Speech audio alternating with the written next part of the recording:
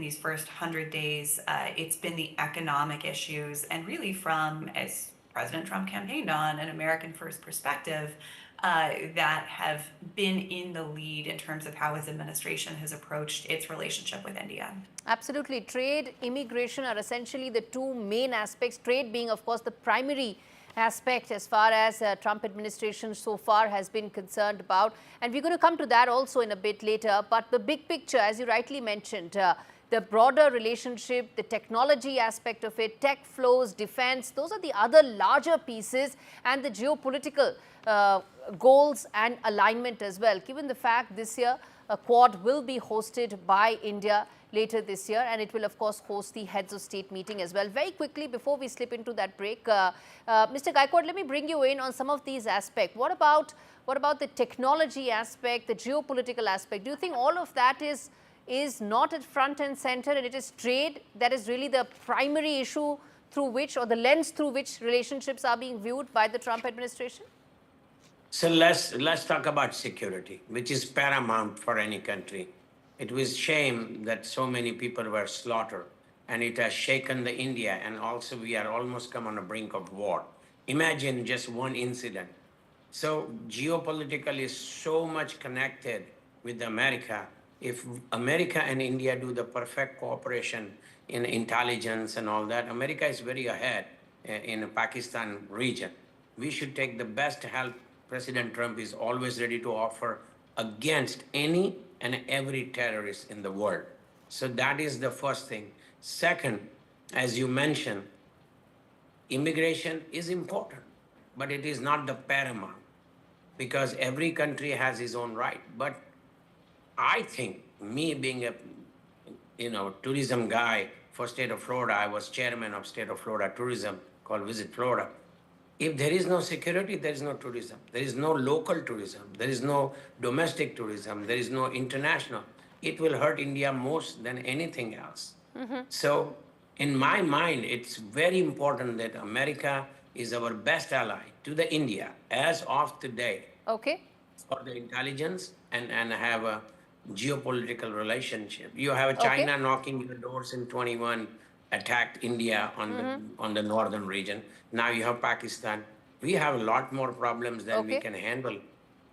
All right. Okay, I'm going to slip into that very short break, come back and talk more on this, along with, of course, defense cooperation. That is another key area of focus between the two countries, along with technology priorities. Stay with us. Rolling coverage of 100 days of Trump 2.0 continues right here on NDTV.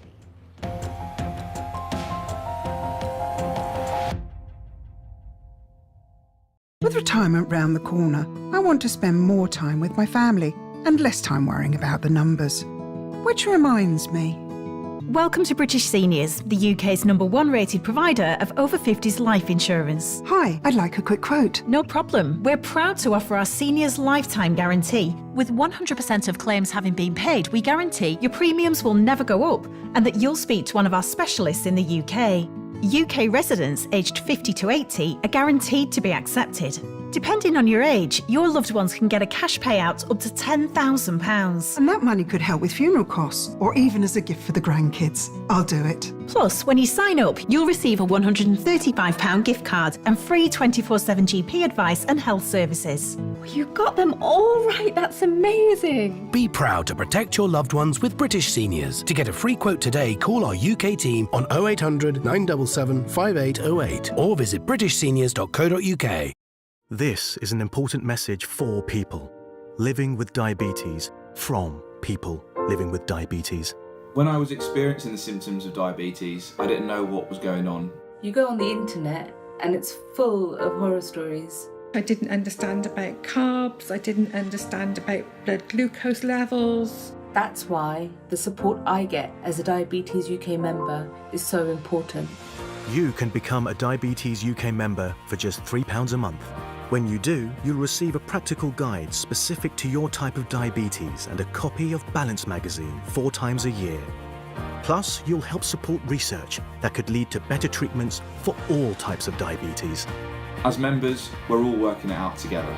Call 0800 144 5410 or go online to become a Diabetes UK member for just £3 a month. Join us now because membership can help you learn to live better with diabetes. I'll fix him, love. Poor pet. Just shows you never know what's going to happen. Which reminds me, I need to protect the life we've built. That's why I'm looking into smart family life insurance. Hi, I'd like a quick quote, please. OK. You can choose a benefit amount up to £750,000, depending on your age.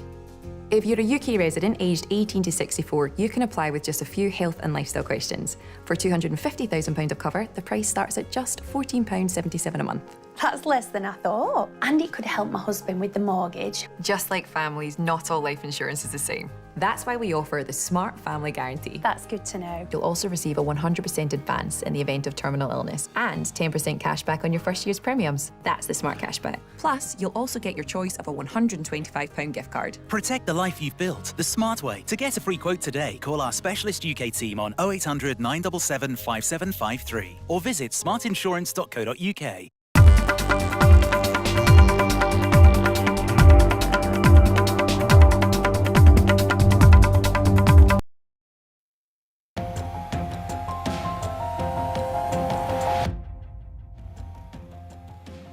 Days of Trump 2.0, rolling coverage right here at NDTV. And it's now time to focus on the US-India relationship through the prism of some of the other strategic factors that are bringing New Delhi and Washington, D.C. closer. Technology being one of them, and of course, defense cooperation being the other. Now, if one were to talk about the defense cooperation aspect, Elizabeth, the U.S. does intend to boost defense sales. It wants to do more co-production when it comes to defense in India. There's also defense technology that is being boosted, whether it is in space, in missile, across the board, maritime. These are also very important objectives, something that even the Vice President mentioned when he was here. So one, of course, is the wheel and the pivot around the economic aspects of the relationship. But some of the other aspects, how important do you think they are in terms of driving this forward? Because if one were to talk about, one thing is the 100 days gone by, what about the remaining 1,300 days going forward? Yeah, I think the defense and technology aspects of this relationship are hugely consequential. And they are areas where there's really been substantial groundwork laid by successive administrations, right? It's difficult in Washington to point to another issue or another relationship where you can look back to the Clinton administration and draw a pretty clear line between where we were at the start of the century and where we are today. And I think this is one of them. And, the challenges that we face in that space are, on the Indian side, a desire for greater transfer of technology. On the US side, continued sensitivities over ITAR and kind of meeting expectations, right? Getting to a place where both sides are able to move forward with some of these really consequential co-production deals. For example, we're talking about new procurements and co-production for the Javelin, for the Stryker. These are systems that had been under discussion in the previous administration as well. And I think, one thing I would highlight in this space is the urgency and the sense of speed that this administration in the US seems interested in, right? This doesn't strike me as a time when, continual many months, many years of back and forth is the need of the hour. And so there could be a degree of urgency to make material progress on these deals. And I think that's something that has been taken on board within the Indian system, but just has been a perennial source of some frustration, the speed with which these things move. We've also heard, about the F-35. It sounds like there's interest from the U.S. administration. I guess my advice would be, let's move forward on the systems that are already in the docket and demonstrate that there is ability to move quickly on these deals, to continue to build trust. But those deals, that additional source of investment from Indian companies to the U.S., this administration has been very clear that they are seeking additional Indian defense procurements from the U.S. And so finding mutually beneficial areas of cooperation in that space, I think will also aid in providing some ballast and some sense of movement in the relationship, some sense of progress, especially as on the other track, we're trying to work towards a trade agreement. So making sure that even though economic issues are in the lead right now, defense and technology aren't lost in the shuffle. Absolutely. Economic issues are the primary driver, but some of these other issues are equally important. And that's exactly why it's important to also look at the big picture. While trade, economic policies, the tariffs have really dominated conversations here in India as well when it comes to the relationship with the US, some of these other important factors are equally a priority for India. And Mr. Gaikwad, let me then ask you about the tech flows of it. As an investor, as an entrepreneur, how much do you think the shift towards having more production lines in India because of a factor led by an exodus from China maybe, how much of that do you think will be a catalyst when it comes to the tech flows between India and the US? So you ask very, very vital question. It's always in my mind. Imagine if China is not your production ground, who is the one next frontier? So instead of we nitpicking what I make and what I lose, we need to see a way broader picture and see how we can cooperate, which area we cooperate. Technology, India dominates in the world. If we take advantage of technology and put aside little petty things, which matters to America, which also may matters to India, this is the greatest opportunity. We are top in a pharmaceutical, we are top in a technology, we are dominating that. Yes, we do not have bulk drugs, but we are one of the largest generic medicine manufacturer in the world. So, and now the technology, yes, semiconductors, conductors, if they are coming on India's way, it will change India's surface. We see what happens. Media focuses on issues which are sometimes very necessary and sometimes very unnecessary. The country should focus, not what media focus. Country should know what is the benefit in me, where the Trump's policies are aligning. If we fight policies, it's not going to help. But we need to see where advantage can. Once you become a better partner, and we are, India's #1 partner is America. Remember, and America's top 20 partner is not even India. So we have the most opportunity to be taken care. Technology is a paramount. Pharmaceutical is that. Textile is there. So opportunity is God given. America want to get away from China. We should be the second alternate, nobody else. And this is the opportunity we need to grab. All right. On that note, I have to take that commercial break. We've covered a lot of ground. We're going to slip into a break. We're going to come back and talk more about trade and immigration, the two contentious issues where a lot of progress has been made between India and US. Stay with us. We come back with our rolling coverage of 100 days of Trump 2.0.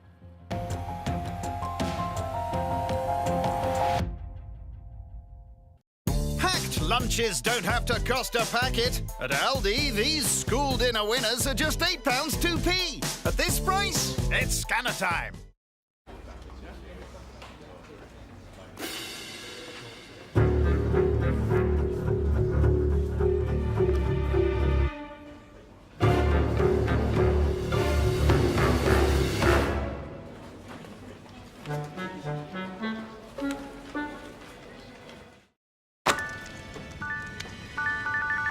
Just going for a break.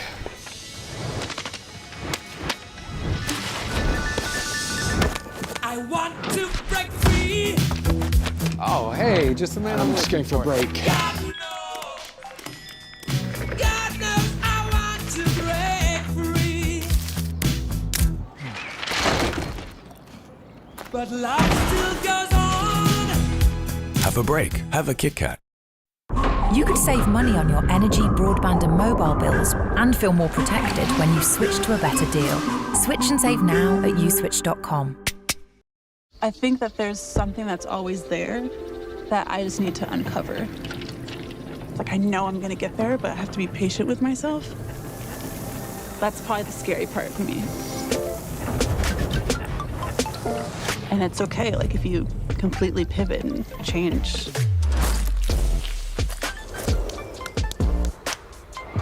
You know, you have to be comfortable with that.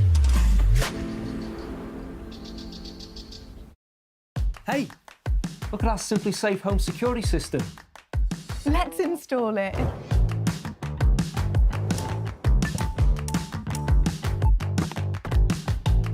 We need another camera. What for? The collectibles.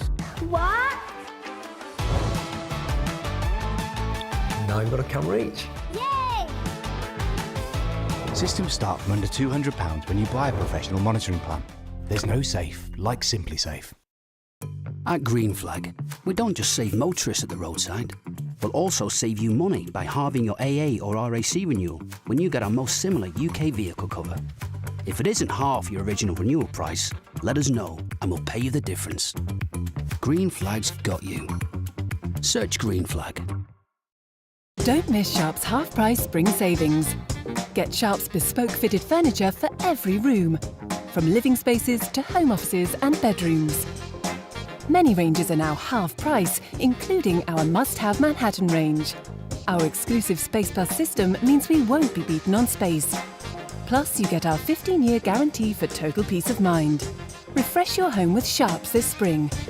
Book your free home design visit today at sharps.co.uk.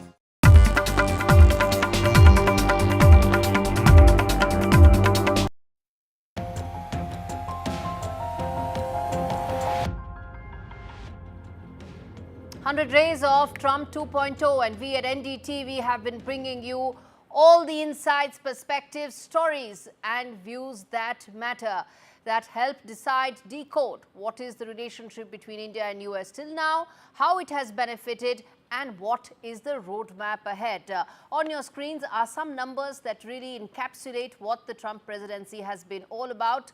That tells you the number of bills passed, the executive orders that have been signed, where those executive orders have been prioritized, and of course also the number of times that some of these issues have landed the Trump administration in courts. And in fact, on your screens, we are going to first, over the course of the next 30 minutes, we are now going to focus on the two important issues, which is trade and immigration, the two issues that really are at the heart of the impact that New Delhi has faced from the Trump administration. Trade first, because this administration views trade at the very center of any bilateral relationship. And before I go any further, I want to play out this soundbite by President Trump on the trade deal with India that is progressing rapidly. India is coming along great. I think we'll have a deal with India. The Prime Minister, as you know, was here 3 weeks ago, and they want to make a deal. We'll see what happens. Thank you. Thank you. All right, Mr. Danny Gaikwad, Mr. Bharat Barai, and in fact, Mr. Srini Raghavan are with me to talk more about, well, the two aspects of the India relationship, the trade and the immigration part of it. We just heard President Trump where he said that a deal with India is likely to happen fairly soon. Treasury Secretary has said that it could be the first off the block, really. And Dr. Barai, thank you so much for joining me right now. Very good morning to you as well, sir. Let me start by asking you, how much of a breakthrough will this be for the India-US relationship? If the trade deal is done and dusted and prioritized and finished, will it then allow the relationship to probably move forward and address some of the other issues as well? Yes, psychologically, yes. India, Japan and South Korea, they are trying to work out the deal, and I hope India is the first one to do it. It will not only help India's manufacturing, but it will also improve the relationship. You know, the government of India under Prime Minister Modi has taken a very wise approach. Instead of trying to have knee-jerk type of reaction that, oh, if you impose tariffs on us, we are also going to impose counter tariffs on you, they took a smart approach, negotiated the deal, and now if the deal is negotiated and India has much lower tariffs or no tariffs, depending upon what it comes out, many of the manufacturing industries will try to shift to India because when they export to USA, they will have much lower duty or no duty. I heard that Apple is trying to move all the manufacturing of the iPhones, which will be exported to USA from China to India. So that's a very smart move on part of government of India, and I hope it is successful. And when you are cooperating in the trade, it also fosters a general relationship between the two countries, will help in immigration, will help in defense, it will help in every area. Indeed. And in fact, let me put that across to Mr. Gaikwad as well, which is that when we are talking about some of the other aspects of this deal and the trade relationship being at the center of it. Okay, I think there's an audio issue. We're going to fix that in just a bit. And I'm also going to, in fact, get in US ISPF expert in just a bit to talk more about the trade aspect also. But Mr. Raghavan, I want to understand from you, when we talk about the trade deal with India, the fact that it is in its final stages of closure, what do you think is the kind of messaging and impact this will have on the larger India-US relationship? Thank you, Gaurie, and good morning, good evening to everybody. I think tremendous is the word. It's going to have a tremendously positive impact, and I think being first to the table, like Mr. Bharat was pointing out, I think was the key. Right? You can see this dichotomy. India really wanting to play a positive role, and obviously the relationships between President Trump and Prime Minister Modi are a catalyst. So that's very, very observable, right? But once you have that, I think India putting the hard work and along with the US to try to really make this a fair deal for both, I think will have a hugely positive impact, not just on trade, but I think overall cooperation. Because again, you got to view trade in just not the context of trade, but overall geopolitics. It's a flow of money, essentially, right? So if we can, as India, take a better position and come in and probably beat China, which I don't see any signs from China to making a trade so far, I think it'll cut off a lot of the money route. With a lot of the geopolitical conflicts going on, whether it's Pakistan or whether it's Russia. I mean, we don't have to say it, but you know who's behind a lot of this stuff or where the money is flowing from. So I think it will have hugely positive consequences. India is obviously going to shoot up to the top of the radar, and I think India will become a major force, major ally within the South Asia region for the US. That's exactly what I wanted to understand. I'm going to speak to Mark Lingscott in just a bit about the nitty-gritties of the trade deal. But this is a conversation that is focused on trying to understand the larger ramification of getting that trade deal done early on in the administration. Which brings me to ask the other issue, Dr. Brai, which is something that the Indian American community has also been facing and dealing. That is the issue related to immigration. It impacts India on many levels, whether it's the F1s, visas, whether it is the H1B, or in fact even senior citizens being impacted, those who spent outside of the US 180 days or more. How do you see that issue, sensitive, contentious, politically important at the same time, being addressed between the two sides? This has been way overblown. There are very small number of people who are affected, either those people who stupidly participated in demonstration in front of the Hamas terrorists at the universities, and you are talking about maybe few. Most of the Indian Americans, and there are 5.5 million of us in the United States, they are feeling fine and we have no effect whatsoever. F1 visa, again, they are going to be issued to the Indian students just like before. Visitors visa are going to be issued to the Indians just like before. Yes, there will be scrutiny, and those people who are participating in anti-US propaganda, they will be scrutinized and probably not offered the visa. But that's not what 99.9% of the Indians do. So I think this issue is way overblown. Yes, there were illegals who were coming from Mexico border, some from Canada border. They are not coming anymore because they realize what will be the consequences. And really, no country should allow illegal immigration. India, we are very sure about the Bangladeshi illegals that have migrated. So is USA very sure about the illegals. And not only they migrate illegally from those borders, they also bring drugs, they bring the crime and many other things. So I don't think that is going to affect the Indian Americans. In fact, if there is a successful trade deal, between USA and India, India will be looked as very favorable country that is easy to negotiate and come to a rational agreement. And that might actually increase the visas and opportunities for Indians coming to USA.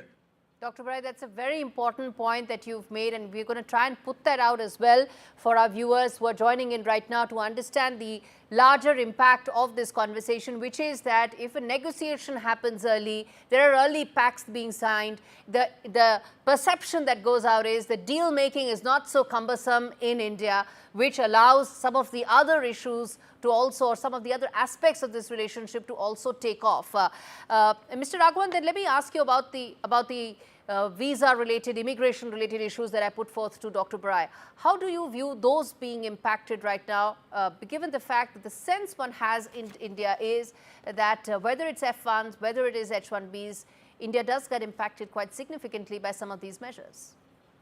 Absolutely. So I think there would be one thing that we should start with is that there has been a lot of fraud on the H1B side, right? So the F1, come here, do your work, do your studies, don't participate in unwanted stuff like all these protests and all that kind of stuff, right? So I think that is very clear. But as far as the H1B process is concerned and the fraud that has been discovered in that, I think that has been gone on for way too long. So I think the government is really trying to fix that, which again, I mean, that is the prime motive and duty of the government is to fix those kind of things. So once that is fixed and once the process is streamlined, that plus all the positivity coming out of the deal making, I think will go accretive, and I think the process will become much smoother. I think with industry and trade partnerships going on, and I'll give you an example not related to software, for example, right?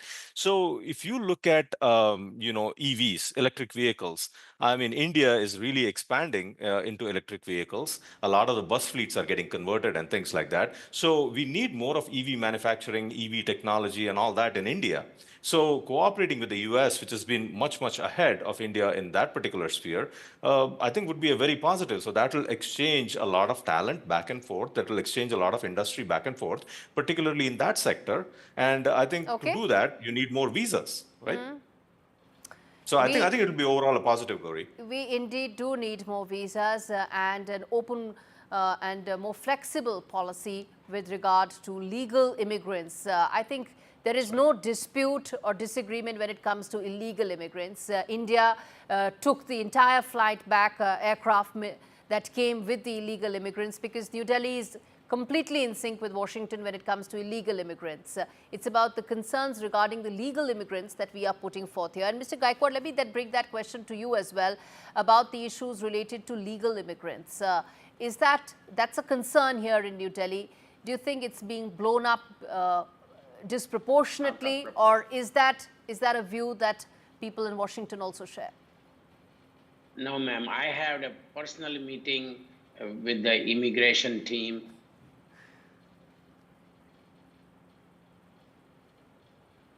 I attended last 4 seminars there. There is no India against any feelings or anything. But if country has a certain rule, then we have to follow them, nothing else. Matter of fact, India is the most favored. I still know India has the highest H1B visas out of any country today. So if you look at the visitors, we are on the forefront. If you look at any other visa category, we are ahead. We have million plus H1B visas people in America. So many country has. India has a clear advantage to work with America and not to criticize them and not put any stupid statements, because that will hurt us. Trump is very conscious. He's saying in a first term also that he want merit-based immigration, which I agree 100%. Because if we come with a merit-based immigration, we will be the most benefited, because we have a highly educated, from masters to PhDs to doctors, we have it. Yes. And that pool we can supply to the America with the American will. Indeed. So I think we have tremendous opportunity. Rather than we going in a little petty stuff, this guy is been sent back. Yeah, if you're illegal, we're going to send you back. I mean, which country wants illegal to stay in their country? And first of all, illegal has no rights. I want more rights for those who come on a legal immigration, Correct. not illegal. I'm least concerned. Correct. And you said properly. Narendra Bhai Modi has decided to accept as many as illegal you found and he's taking. Yes. But in the same token, we are the only country is benefited as of Right. today. So I think it's a great, I could even say balle balle. Okay. Best for India is ahead. Okay. Technology, they need it. They need arts and science. They need in every India. I'm a Let me trustee ask for this to Dr. University Barai. of Central Dr. Florida. Barai, where do you see the balle balle actually coming to fruition the most?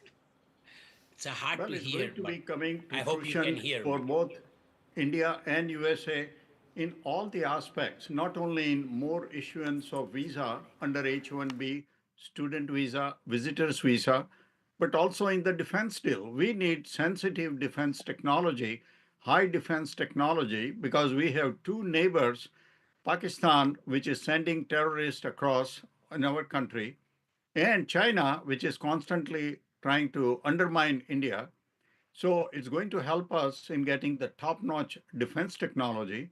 It will help us in trade. We can certainly import more energy from USA. We can import more aircraft from USA. We can import more agricultural items from USA, as well as high-level technology items.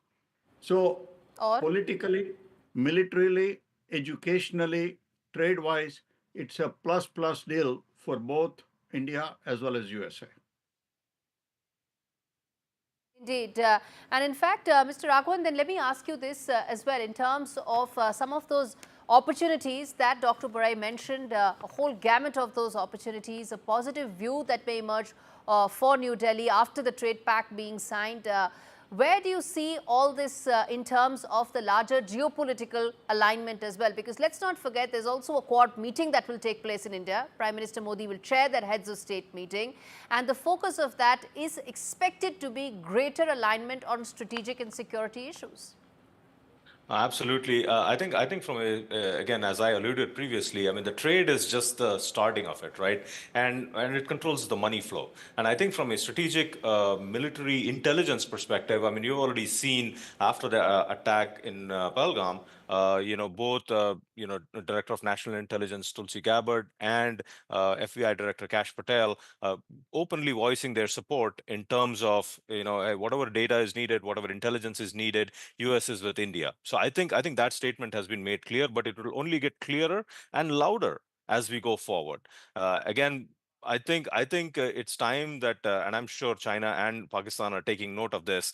But where I see a little bit of a rub is probably what's going to happen with Russia, right? With India importing so much of Russian oil, I'm sure that's part of the discussions. And going back to what Mr. Barai was saying, I think India importing more and more energy to offset that dependence is probably one of the top negotiation points, or at least one of the key negotiation points within the whole context of it. But as far as military technology is concerned, the military technology is concerned, yes.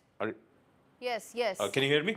I can, Yeah. sir. So we as were far just as- amping up the audio of Prime Minister Modi and President Trump meeting of February 13. That was playing out in the background. But I take your point, and I want to put that across very quickly to Dr. Barai as we wrap things up, which is a very important point that Srini made about the fact purchase of Russian oil probably being the most sticking point, where President Trump would be pushing for greater purchase of American energy by New Delhi.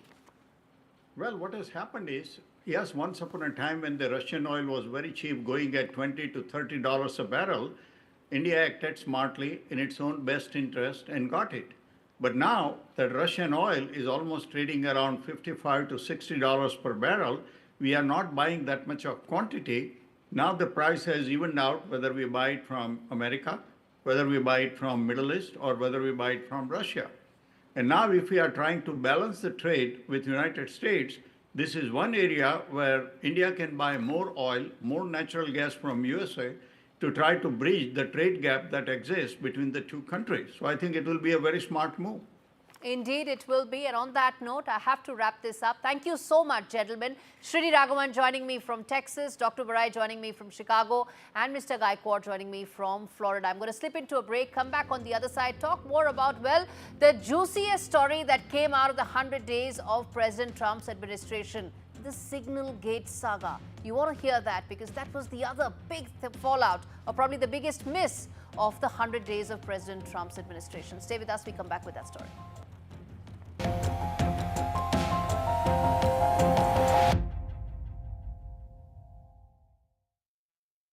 We know that living with diabetes can make daily life a challenge, and we're here to help.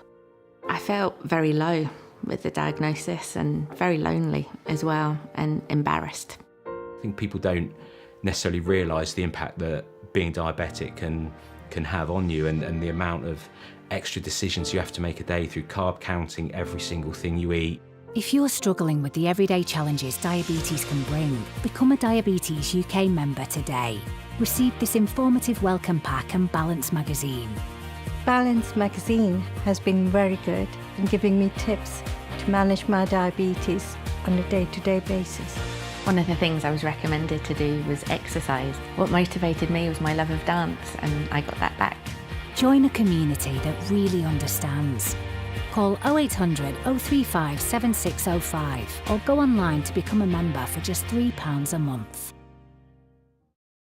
If your garage looks like this, you need Tougher Man. A leading supplier of shelving for your home or business. Assembly is quick, easy and boltless. Buy one bay from just $59.99, or you can get 3 bays from only $119.99, saving you nearly £60. Plus you get a 5-year Storelex steel guarantee. Order now at tougherman.co.uk.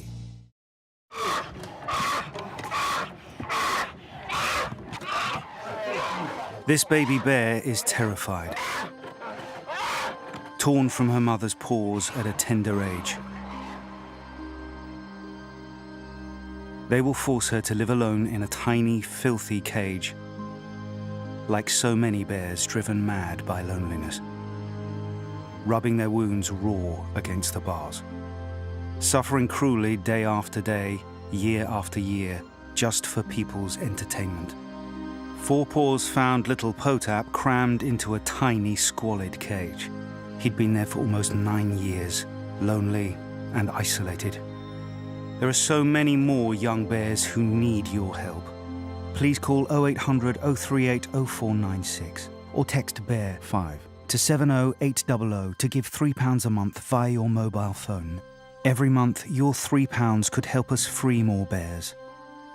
Help give bears the veterinary care they need and help them live happy, healthy lives in the freedom of our natural sanctuaries. Please call 0800 038 0496 or text BEAR5 to 70800 to give £3 a month via your mobile phone and help Four Paws free bears from agonising torture. Please, don't leave these bears to suffer for a single day more.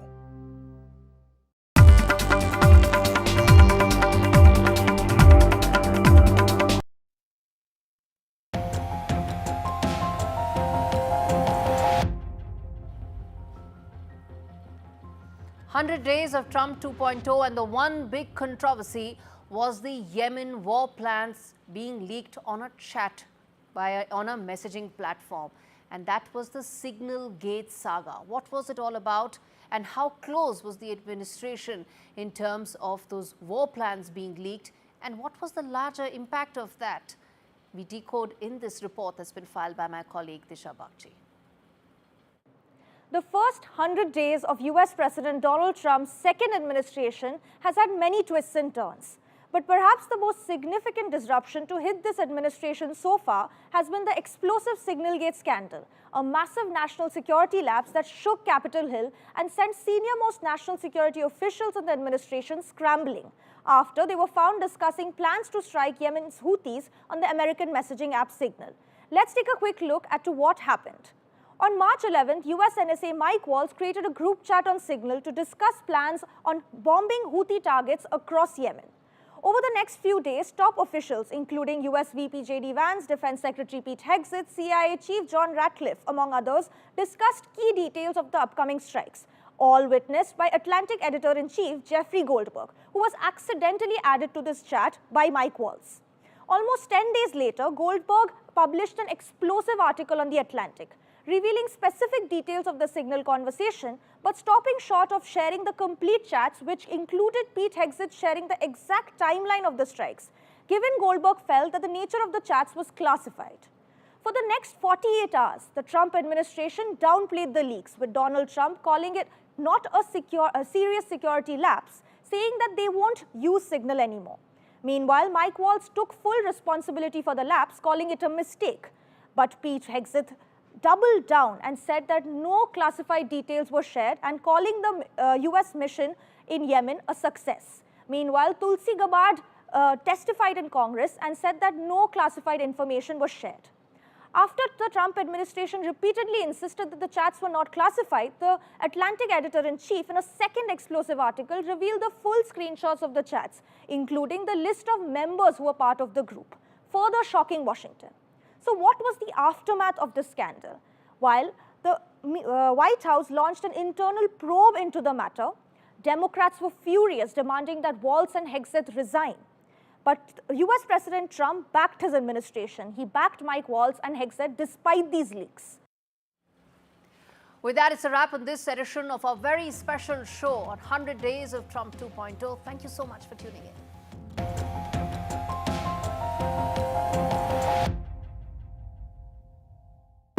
Packed lunches don't have to cost a packet. At Aldi, these school dinner winners are just £8 2p. At this price, it's scanner time. Get £8 off at selected restaurants on Just Eat. Use code APRIL8 now. Did somebody say Just Eat?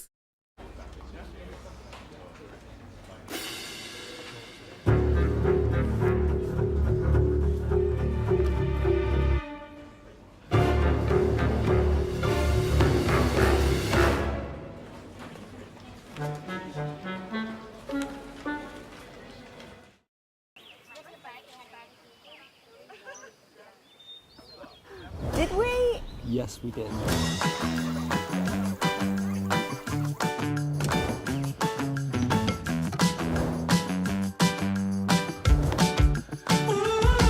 Professional monitoring? Activated. This summer, leave your worries behind. Protect what matters to you with SimpliSafe Home Security. Systems start from under £200 with a professional monitoring plan. There's no safe like SimpliSafe. It feels good knowing that your future's in hand. Evlo can offer you a loan from £1,000 to £15,000. Get your conditional decision in minutes. If you have cancer, you may feel overwhelmed with worries. Will I lose my hair? How bad will my side effects be? How do I cope with waiting? What happens now? Whatever your cancer worries, Macmillan is here for you. Whether you're anxious about side effects, waiting for test results or appointments, or just need someone to listen, don't struggle alone. Whatever you need to ask, we're here for you 7 days a week. Call Macmillan for free now on 0808 258 8000. I think that there's something that's always there that I just need to uncover. Like, I know I'm gonna get there, but I have to be patient with myself. That's probably the scary part for me. And it's okay, like, if you completely pivot and change.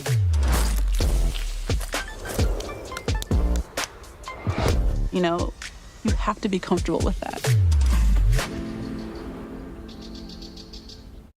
Don't miss Sharp's half-price spring savings. Get Sharp's bespoke fitted furniture for every room, from living spaces to home offices and bedrooms. Many ranges are now half price, including our must-have Manhattan range. Our exclusive Space Plus system means we won't be beaten on space.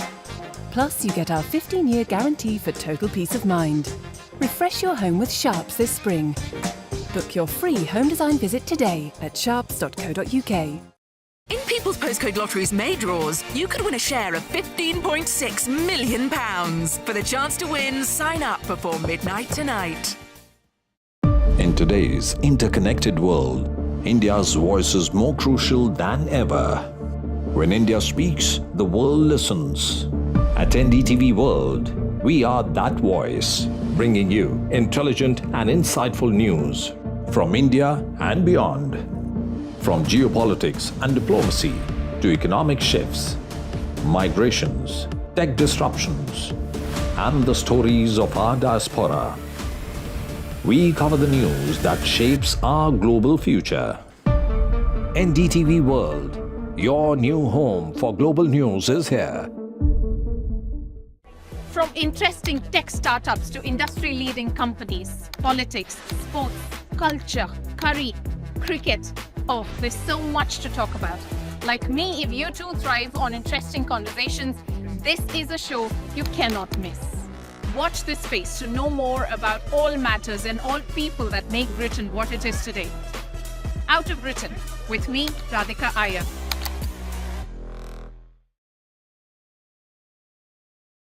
In today's interconnected world, India's voice is more crucial than ever. When India speaks, the world listens. At NDTV World, we are that voice, bringing you intelligent and insightful news from India and beyond. From geopolitics and diplomacy to economic shifts, migrations, tech disruptions, and the stories of our diaspora. We cover the news that shapes our global future. NDTV World, your new home for global news, is here. From interesting tech startups to industry-leading companies, politics, sports, culture, curry, cricket. Oh, there's so much to talk about. Like me, if you too thrive on interesting conversations, this is a show you cannot miss.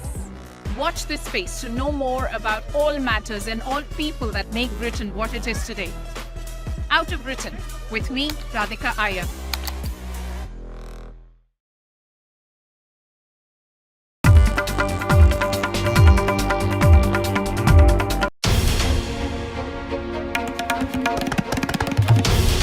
This is NDTV, and you're watching NDTV 24/7.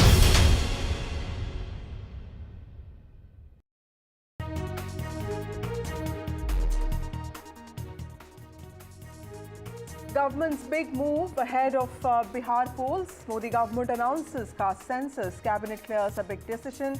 Caste to be counted in the next census. Caste census sparks credit war now. Opposition says government has bowed down to our demands. It's a day of key meetings in New Delhi in the wake of the Pahalgam terror attack. After two top security meetings, Prime Minister met with top ministers. Today, he also held the cabinet meeting and the second CCS meeting after the Pahalgam terror attack. Bengal Chief Minister Mamata Banerjee inaugurates Jagannath Temple. Mamata Banerjee says she invites everybody to see the magnificent temple. BJP calls Diga a cultural center, says TMC misleading people.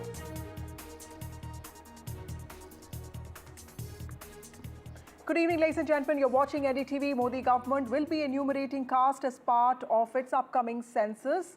This is a very important announcement, and the timing of this is particularly interesting. The nation is angry and grieving over the lives lost in recent Pahalgam terror attack. A caste census, remember, was a long-standing demand by the Congress party and also certain opposition parties, but welfare and representation, BJP under Prime Minister Narendra Modi has also tried to showcase itself as the only political party that's committed to the interests of deprived sections of the society. Now, this is undoubtedly a big move with political and social ramifications, political reactions, owning of credit, appropriation of viewpoints, and also politics over this has already begun. But the larger point here is also the government drawing a distinction between the UPA conducted SECC in 2011 and also caste surveys being done in many Congress-ruled states, saying all of that is unscientific and the BJP will do a better job of it because census is, after all, a union subject. Now, it also shows when it comes to the Bahujan of this country, BJP wants to walk the extra mile because Hindu unity is core to its politics. Remember, this is what the RSS has also been talking about. Incidentally, only yesterday, the Prime Minister had a very important meeting with RSS chief Mohan Bhagwat at his residence. Let's look at what this means for the politics of this country, starting with some reactions to this story. It is well understood that Congress and its Indie alliance partners have used caste census only as a political tool. To ensure that a social fabric is not disturbed by politics, caste enumeration should be transparently included. I'm emphasizing the word transparently included in the census instead of surveys. This will strengthen the social and economic structure of our society while the nation continues to progress. Under the leadership of our Prime Minister Shri Narendra Modi ji, the Cabinet Committee of Political Affairs has decided today, that is 30th April 2025, that caste enumeration should be included in the forthcoming census. ये हम लोगों की 30 वर्ष पुरानी मांग रही है और ये हमारे पुरखों की जीत है, समाजवादियों की जीत है, लालू जी की जीत है। आज हम लोगों की ताकत देखिए, समाजवादियों की ताकत देखिए कि इनको हमारे ही एजेंडे पर जो है काम करना पड़ रहा है। तो अब हमारी अगली लड़ाई ये होगी कि जब ये जनगणना होगी जिसमें इंक्लूड किया जाएगा कास्ट सेंसस का भी, तब उसके बाद जब नतीजे आएंगे देश के जो विधानसभा चुनाव में हमारी मांग रहेगी कि पिछड़ों और अति पिछड़ों के लिए भी, जैसे दलित और आदिवासी भाइयों का आरक्षित सीटें हैं, जो है आरक्षित सीटें जो है वो करनी पड़ेगी। ये बड़ा और ऐतिहासिक फैसला है जिसके लिए मैं अपनी तरफ से, मेरी पार्टी लोक जनशक्ति पार्टी रामविलास की तरफ से, मेरे प्रधानमंत्री आदरणीय नरेंद्र मोदी जी का हृदय से आभार प्रकट करता हूँ। मेरे बिहार की 14 करोड़ जनता की तरफ से और समस्त देशवासियों की तरफ से मुझे लगता है आज एक लंबी जो हम लोगों की इच्छा थी, मांग थी, ख्वाहिश थी, आज हर उस देशवासी की इस ख्वाहिश को मेरे प्रधानमंत्री ने पूरा करने का कार्य किया। जातीय जनगणना का सबसे ज़्यादा असर देश के तमाम उन गरीब जातियों से आने वाले लोगों को होगा जो संभवतः अभी तक मुख्य धारा के साथ नहीं जुड़ पाए हैं, केंद्र राज्य सरकार की योजनाओं का उस स्तर पर लाभ नहीं ले पाए हैं जो अपेक्षित था। यशस्वी प्रधानमंत्री आदरणीय नरेंद्र मोदी जी को मैं विशेष तौर पर धन्यवाद देता हूँ, बधाई देता हूँ। बिहार और पूरा देश आज नरेंद्र मोदी जी को याद कर रहा है, जिन्होंने जातीय जनगणना जनगणना के साथ जोड़ने का काम किया है। बिहार और पूरा देश आज नरेंद्र मोदी जी को विशेष तौर पर बधाई देता है। और साथ ही साथ क्योंकि कई पार्टी सिर्फ जातीय जनगणना को राजनीतिकरण करने का काम कर रही थी, इसलिए आज नरेंद्र मोदी जी को मैं फिर से बधाई देता हूँ। ನಮ್ಮ ಮ್ಯಾನಿಫೆಸ್ಟೋನಲ್ಲೇ ಹೇಳಿದ್ದೀವಿ, socio economic and caste census ಆಗಬೇಕು ಅಂತ ಹೇಳಿದ್ದೀವಿ. ನನಗೆ ಗೊತ್ತಿಲ್ಲ ಅವರು ಬರೀ ಕ್ಯಾಟ್ ಸೆನ್ಸಸ್ ಮಾಡ್ತಾರಾ, ಸೋಷಿಯೋ ಎಕನಾಮಿಕ್ ಸರ್ವೆ ಮಾಡ್ತಾರಾ ಏನು ಅಂತ ಗೊತ್ತಿಲ್ಲ. ಅದು ನೋಡ್ಬಿಟ್ಟು ಹೇಳ್ತೀನಿ ನಾನು. ಬರೀ ಈಗಿರ್ತಕ್ಕಂಥದ್ದು ಕ್ಯಾಟ್ ಸೆನ್ಸಸ್ ಮಾಡ್ತೀವಿ ಮತ್ತು ಜನಗಣತಿ ಮಾಡ್ತೀವಿ ಅಂತ ಹೇಳಿದ್ದಾರೆ. ಸೆನ್ಸಸ್ ಆ್ಯಂಡ್ ಕ್ಯಾಟ್ ಸೆನ್ಸಸ್ ಅದೇ ಸರಿಯಪ್ಪ. Socio economic survey is very important. Social justice ಮಾಡಬೇಕಾದ್ರೆ सोशियो इकोनॉमिक सर्वे ಮಾಡಬೇಕಾಗ್ತದೆ। मनमोहन सिंह जी साहब ने इसका सेंसस करवाया था, 2011 तक इसका सेंसस पूरा हुआ था। फिर भी ये सेंसस को लागू करने के लिए, सेंसस को इम्प्लीमेंट करने के लिए बहुत सारी दिक्कतें लाएगी और उसका विरोध पुरजोर से अभी की सरकार ने किया था। कास्ट वाइज सेंसस की घोषणा सेंट्रल मिनिस्टर वैष्णो जी ने की, इसका हम स्वागत करते हैं। सच तो यह है कि ये काफी दिनों से हमारी मांग थी। राहुल जी ने संघर्ष करके इस मांग को कंटिन्यूस स्क्रीनिंग की बात की थी कि हर समाज को उसको अधिकार मिले, ये विशेष रूप से ओबीसी समाज को ये अधिकार मिले और उनके आरक्षण का भी जो प्रॉब्लम हो वो भी सॉल्व हो। It's been a long-standing demand of the opposition parties, the Congress, the DMK and other parties which believe in positive social justice, that we needed some sort of a data for reservation or for other welfare measures which had to be targeted to the population which deserves. So this is something that we have been asking the union government to do. Now the BJP has understood that it is a genuine question or the genuine demand of the people that was put by opposition. My colleagues Harsha, Deepak Bopanna and also Sam Daniel are joining us now. Harsha, to you first. Harsha, it was in Rajasthan where the Prime Minister had made that important pitch during elections 2024. Given what happened in 2024 and what is happening today, this announcement of caste census, how do you understand, how do you reflect on the learnings that the BJP has had in the course of the last few months? Absolutely. You know, they have started looking very closely at the caste matrix. And for a state like Rajasthan, caste is really key. Sometimes the caste is more important than any overriding emotion. So you saw in 2023, Ashok Gehlot in Baswara announced on World Tribal Day that, you know, if the Congress was voted back to power, they would carry out a caste survey. Now we saw that the BJP also had to deal with these caste dynamics in Rajasthan. If you look at the caste flashpoints, a lot of the former BJP leaders, so that goes back to 2001, 2002. They started the reservation movement for the economically weaker sections in the upper caste. Then there was the Gujar agitation, which said that, look, we are in OBC, but we're not getting the benefits of reservation. We want to be in tribals. Then you had the Jats of Dholpur and Bharatpur saying that, you know, if all other Jats have reservation, why have we been exempted?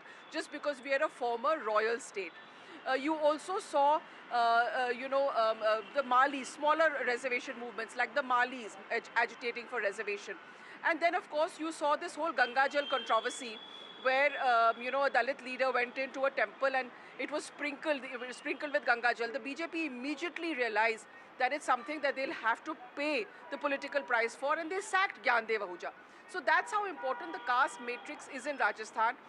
We've been talking, like you said, the overarching Hindu identity is something that the BJP has tried to push, especially in tribal areas, and yet you see the growth of the Bharatiya Adivasi Party, which is a party with a completely new tribal identity. It's not Congress, it's not BJP. So that's important. That's how important the caste matrix is in Rajasthan. I would in fact say caste is key to understanding the politics of Rajasthan. Absolutely, Deepak. You belong to a state which has just recently seen this whole discord in the Congress party because of the leaked report of caste survey. Tell us what was the fallout of that, and how is the Congress party looking at today's announcement, because Siddaramaiah has already come out with a statement.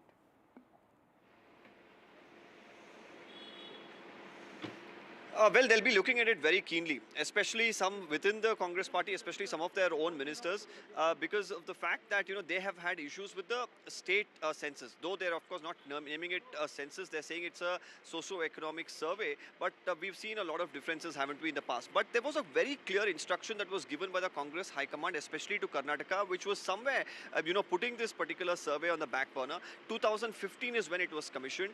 In 2025 is when they've actually gone ahead and accepted it, and then even taken it up for discussion, and even now the report has not been made completely public. So that is where some of the challenges, of course, lie as far as the state census is concerned. Now that the center is saying that we will come out with a comprehensive census and we will come out with the data of the caste enumeration in the country, the Chief Minister has already said this is a part of the Congress manifesto, was mentioned in the past, and we'll really have to see how they will go into the details, especially if it is going to be a socio-economic survey, because only that could actually do justice to the backward classes. So we could also see in a short while from now the AICC president, who is at his residence here in Bengaluru, react as well, and we'll be putting out that for our viewers. Okay, Sam Daniel joins us from Chennai. Sam, tell us how are the Dravidian parties expected to look at this, because this was something that the DMK also was supporting the Congress for, and AIDMK now is in alliance with the BJP there.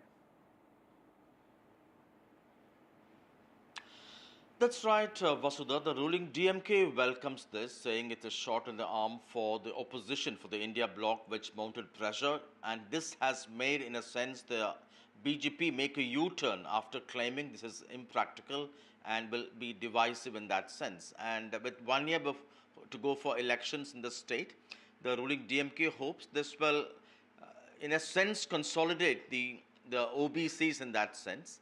And the BJP, of course, having struck or revived alliance with the AIADMK, hopes to consolidate particularly the votes of the Tevar community, which it's trying to unite since after Jayalalitha's death, after the rivalry between EPS and OPS, the party in a sense is divided, and they hope that this will unite them and bring them together in one bloc to help them expand their footprint in the state. For safety reasons, in a sense, the DMK avoided going for the caste survey, saying that it can be done to be only by the center to be legally valid.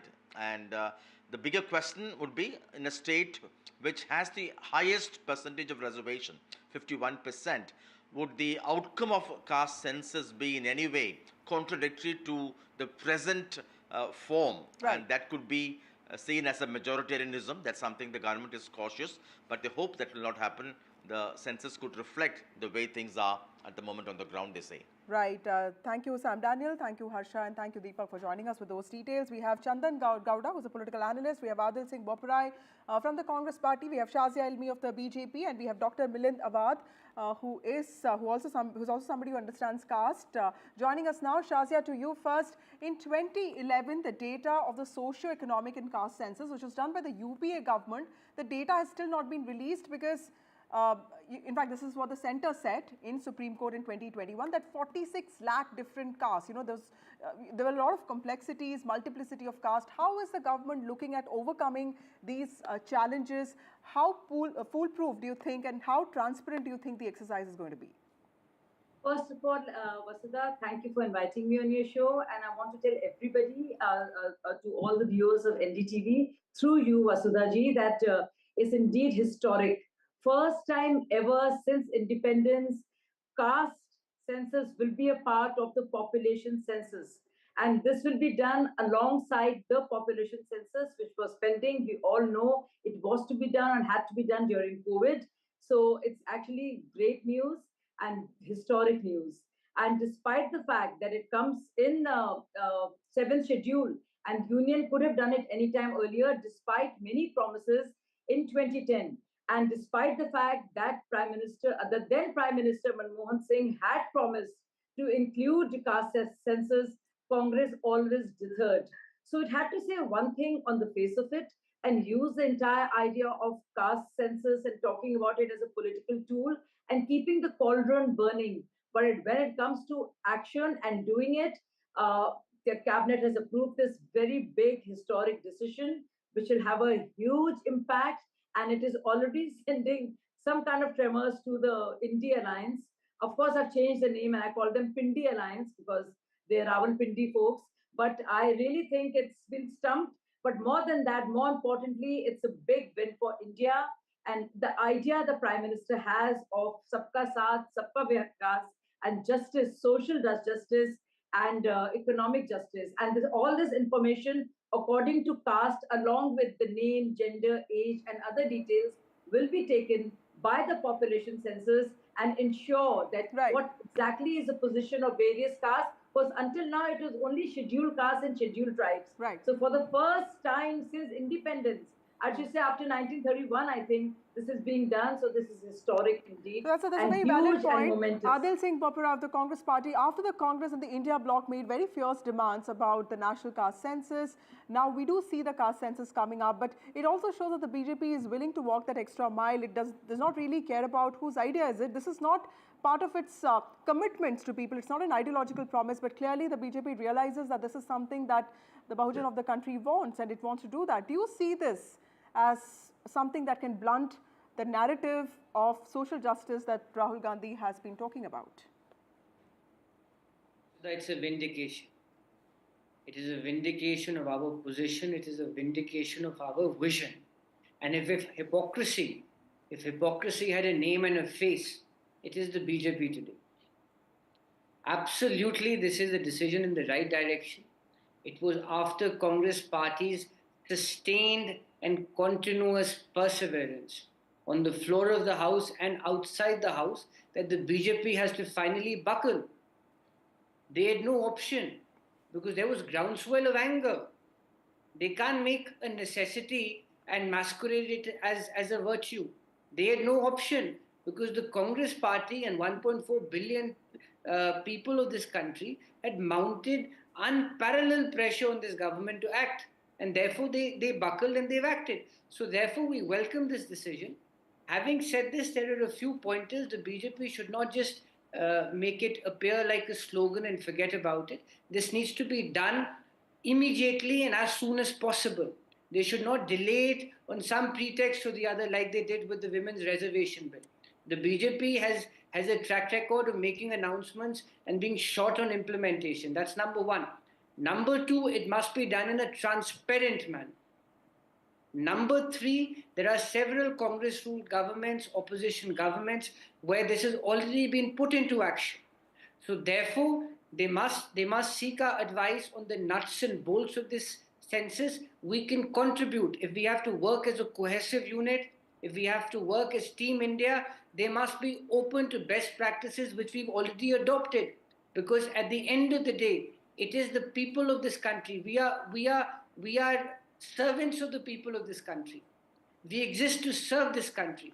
Okay. So therefore, if there are ideas, there are policy measures which can be borrowed by them, they must be open to it. Unfortunately, okay, before I come to Shazia, Professor Gowda, clearly the BJP has had a rethink in the last many years, and there's nothing wrong in that because political parties have to evolve according to needs of their population.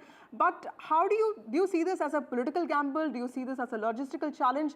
What do you think the government should be thinking about right now to get this exercise right? Because in Karnataka, in your own state, we saw this creating a lot of discord even amongst the ruling party leaders. Yeah. So Vasudha, I don't see any logistical difficulties. It's just an additional column with the existing columns in the National Census Survey papers. So it doesn't cost much extra money at all. Please remember, every state doing its own survey, like Telangana, Karnataka, Bihar, they've spent crores of rupees, lots of people actually on the ground collecting data over months, etc. All of this could have been averted if it had the caste census earlier on. Just for the record, the Vajpayee government was under pressure to do it by civil society activists. They didn't do it. The Congress government it announced to do it in 2011 and went back and had a separate caste census, which is not helpful because just having data on caste without being able to link it with socioeconomic indicators is not very useful at all. But it's being done now. If there's one advantage of having a delayed national census is it's going to include this variable now. Right. Dr. Awad, also help us understand what does this mean for the SC/ST, OBC population of this country? Because, we've been talking a lot about representation. Does that also mean that, proportional representation could be on the, could be something that we can look at in the future, and also rejig of quotas? What does this mean for the Bahujan of this country? Precisely. I think this decision is too late to, welcome, because first caste census was done in 1932. Second caste census was done in 1962, and after that there was demand, particularly post-Mandal India and Indian polity raised this demand, and this demand was quite visible across the country. So whenever now we talk about OBC reservation and further fragmentation within OBC reservation, caste census was one of the major issues which was discussed across the state. So if you take the example of OBC reservation in Haryana, Jat reservation, reservation of Maratha reservation in Maharashtra, Lingayat reservation and their claim in Telangana and Andhra Pradesh. So these examples, this demand and their assertion basically based on the participation in the liberal democratic institution through reservation is one of the major issue. But since we did not have caste census, there was no rational, empirical or statistics to rationalize reservation based on preference or preferential reservation or further split reservation. So basically, I'll just finish my point. So basically, now if you take the example of Telangana, there is demand of... Right, Dr. Awad, that's a very valid point. Let me just get in Shazia here, because Adil has also been saying that, this is because of the Congress party's vindication. How do you see this, Shazia, when opposition parties say that this is the BJP following, their, in a sense, their demands? I want to make 2 points here, and I think they will answer the questions or the misgiving of sorts that was being pointed out by my colleague from Congress. And I feel when these facts are brought to surface, he will do the fact that he asked this question, and I'll tell you why. So first of all, let me tell you, it is not the Government of India, but the Registrar General and the Census Commissioner of India, who actually under the Ministry of Home Affairs, Government of India, actually conduct this. And this has, it's been happening since 1948, so it actually predates, this Act of Parliament predates the Constitution, so to speak. So Census of India Act predates the Constitution of India. So it does not bind the union government whatsoever. So it's an independent body which is there. It has nothing to do with the government of the day. So best practices and all need not be offered as an idea by anybody. But a more important point, and that will make your viewers understand this a little better, and this is purely factual.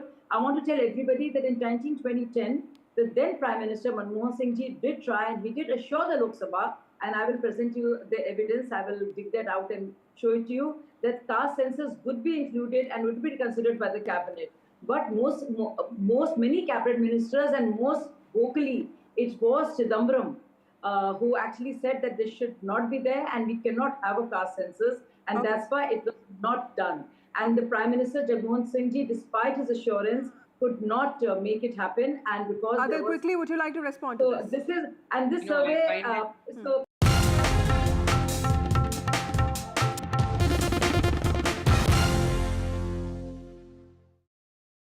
Packed lunches don't have to cost a packet. At Aldi, these school dinner winners are just £8 2p. At this price, it's scanner time. Nothing beats a celebration. And at Tesco Mobile, we're ringing in 30 years of Club Card with deals like the Samsung Galaxy S25 Plus, with 25 gigs of data for just $43.99 a month with Club Card prices, saving you £270. Better yet, that price is frozen for the duration of your contract. And you can even bag a £30 Tesco gift card too. It pays to be connected. Search Tesco Mobile. Every little helps. Our first year as a family flew by. And now, I want to make sure he'll be financially protected for all his birthdays to come. That's why I'm calling Smart Insurance. Hi, how can I help? Hi, I'd like a quick quote for family life insurance. OK, you can choose a benefit amount up to £750,000 depending on your age. That's great. If you're a UK resident aged 18 to 64, you can apply with just a few health and lifestyle questions. For £250,000 of cover, the price starts at just £14.77 a month. That's less than I thought. And could help my wife pay off the mortgage. And with our Smart Family Guarantee, you'll have peace of mind. That's good to know. You'll also receive a 100% advance in the event of terminal illness and 10% cashback on your first year's premiums. That's the Smart Cashback. Plus, you get your choice of a £125 gift card. Protect the life you've built the smart way. To get a free quote today, call our specialist UK team on 0808 141 5855 or visit smartinsurance.co.uk. Don't miss Sharp's half-price spring savings. Get Sharp's bespoke fitted furniture for every room, from living spaces to home offices and bedrooms. Many ranges are now half price, including our must-have Manhattan range. Our exclusive Space Plus system means we won't be beaten on space. Plus, you get our 15-year guarantee for total peace of mind. Refresh your home with Sharp's this spring. Book your free home design visit today at sharps.co.uk. Armed in? Okay, now, you can have a great first day, I promise, all right? Give me that. Your donations helped 3D print his heart to guide his surgery and saved his life with a groundbreaking innovation.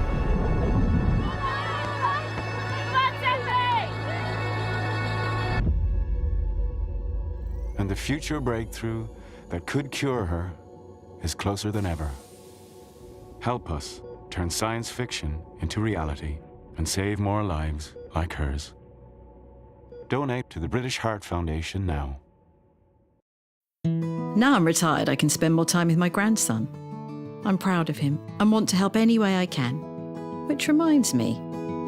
Welcome to British Seniors, the UK's #1 rated provider of over 50s life insurance. Hi, I'd like a quick quote. No problem. We're proud to offer our seniors lifetime guarantee. With 100% of claims having been paid, we guarantee your premiums will never go up and that you'll speak to one of our specialists in the UK. Well, that's good to know. UK residents aged 50 to 80 are guaranteed to be accepted. Depending on your age, your loved ones can get a cash payout up to £10,000. And that money can help with my funeral costs or even be used as a gift. I'll do it. Plus, when you sign up, you'll receive a £135 gift card and free 24/7 GP advice and health services. Thanks, Mom, for everything. Be proud to protect your loved ones with British Seniors. To get a free quote today, call our UK team on 0800 158 552 or visit britishseniors.co.uk. Protect what matters to you with Simply Safe Home Security. Get our Which Best Buy rated starter pack from under £200. There's no safe like Simply Safe. From interesting tech startups to industry-leading companies, politics, sports, culture, curry, cricket. Oh, there's so much to talk about. Like me, if you too thrive on interesting conversations, this is a show you cannot miss. Watch this space to know more about all matters and all people that make Britain what it is today. Out of Britain, with me, Radhika Iyer.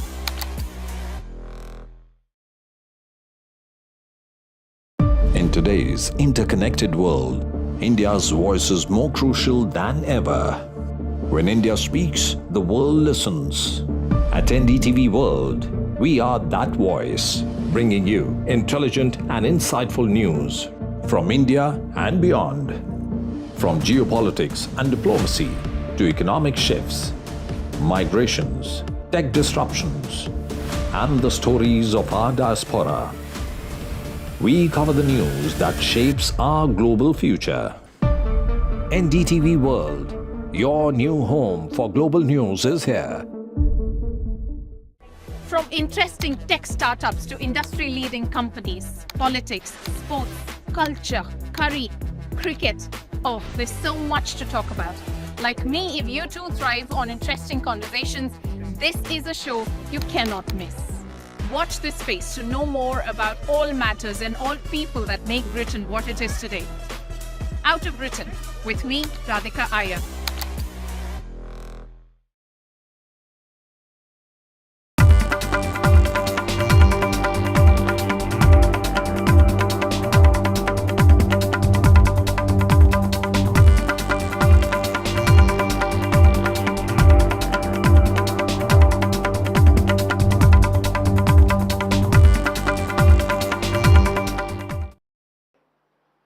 Not a closed process, open process, by asking the stakeholders what are the type of questions. And it's been a very detailed, very granular exercise. We would like the national census to follow some of the ideas of the Telangana census, and we are more than happy to help the government develop the national census on similar lines. We've had two other issues that we have discussed which are also central, which is the 50% cap on reservations. Now this is becoming an impediment. This is becoming an impediment to development, to progress of our country, and to the progress of backward castes, Dalits and Adivasis. And we want this 50% barrier to be eliminated and broken. We have stated that. We have put enough pressure on the government to get the caste census done. We want a date by when it's done. We are going to put pressure on the government to make sure that 50% cap is destroyed. And after that, there is a third thing, which is the Article 15(5), which is reservation in private educational institutions. It is already a law. We want that law to be implemented as soon as possible. So that is broadly the structure. We see the caste census as a new paradigm of development. And we want to go beyond the caste census. We want to understand what is the participation of 90% of our population in the power structure of our country. Where are they participating effectively and where are they not participating? And we want to give them participation and access to power. So we are absolutely convinced in the Congress Party that the caste census is a first step of a completely new development paradigm in the country, and we are going to push this paradigm through one way or the other. It doesn't matter what the BJP thinks. We have shown that we can pressure the BJP into doing the caste census. We are going to show you that we are going to pressure the BJP into doing 15(5) and also removing the 50% cap. I think every every Congress member, every Congress worker, every single person who has fought for the caste census, and there are millions of people, activists from the backward communities, Dalits, Adivasis. I'm very proud of what you have done. This would not be possible without the effort, without the hard work that you have done. It has been a sustained campaign that we have run, and I'm very proud of every single person who has helped us in this campaign. Thank you.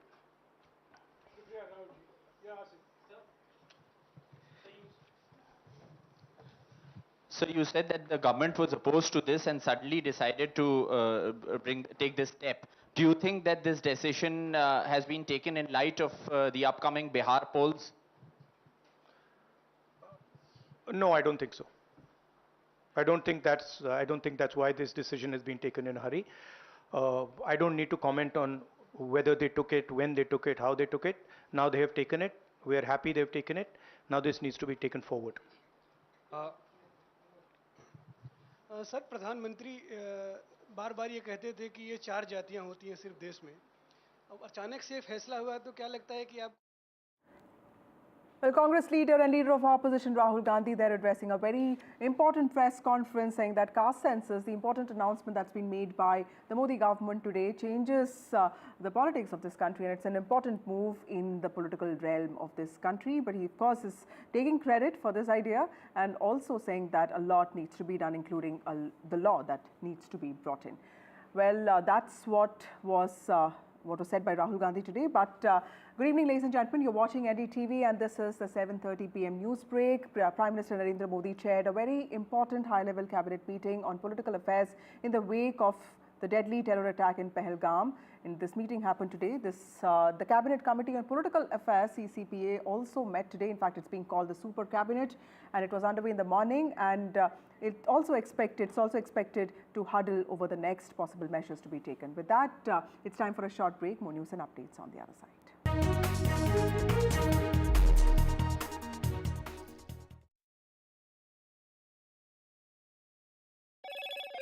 Hello, Moto. Packed lunches don't have to cost a packet. At Aldi, these school dinner winners are just £8 2p. At this price, it's scanner time. Don't miss Sharp's half-price spring savings. Get Sharp's bespoke fitted furniture for every room, from living spaces to home offices and bedrooms. Many ranges are now half price, including our must-have Manhattan range. Our exclusive Space Plus system means we won't be beaten on space. Plus, you get our 15-year guarantee for total peace of mind. Refresh your home with Sharps this spring. Book your free home design visit today at sharps.co.uk.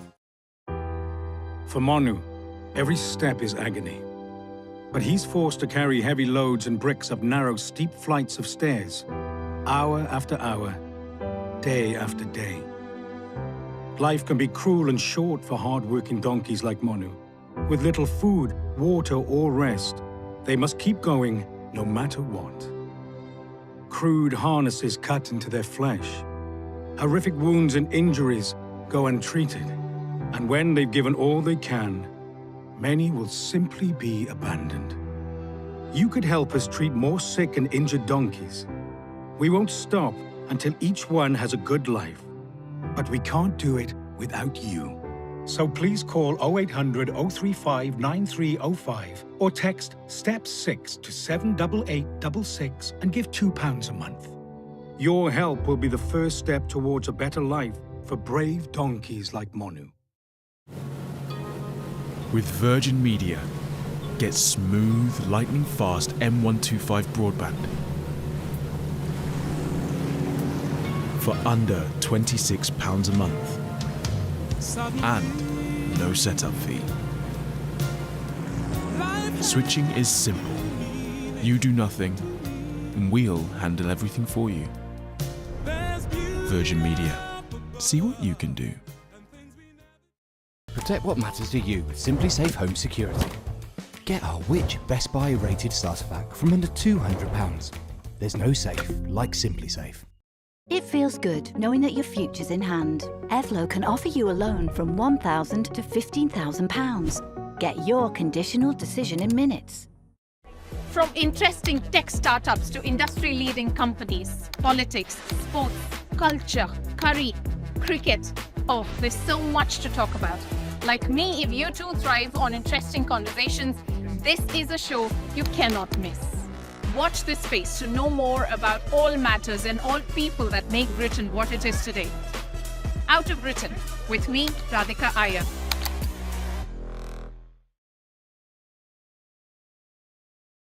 What they don't tell you about getting older is how much fun it can be.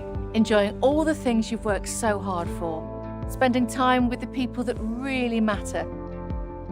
Not to mention, finally finding that precious time for yourself.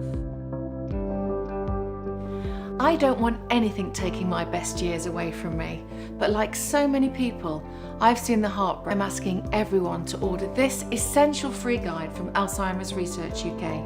It's called Your Brain Matters. We all know what's good for our heart and our lungs, but do you know how to keep your brain healthy too?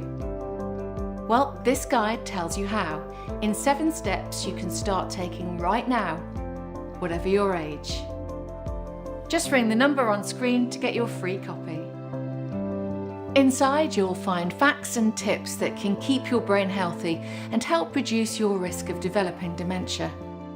It's advice you can really trust from leading dementia scientists. Read it, keep it, and check back whenever you need to.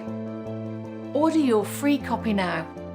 Call Alzheimer's Research UK on 0800 035 5984 or text BRAIN2 to 78866. Think of it as another way of planning for your best years, because your brain really matters. Hacked lunches don't have to cost a packet. At Aldi, these school dinner winners are just £8 2p. At this price, it's scanner time.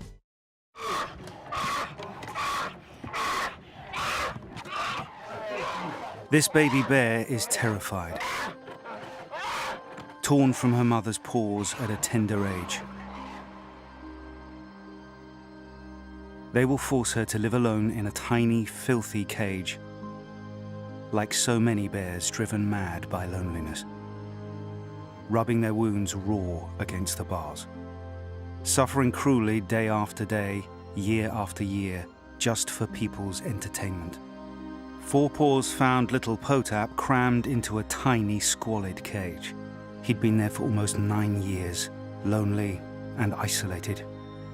There are so many more young bears who need your help. Please call 0800 038 0455 or text CUB3 to 78866 and give £2 a month to help rescue them.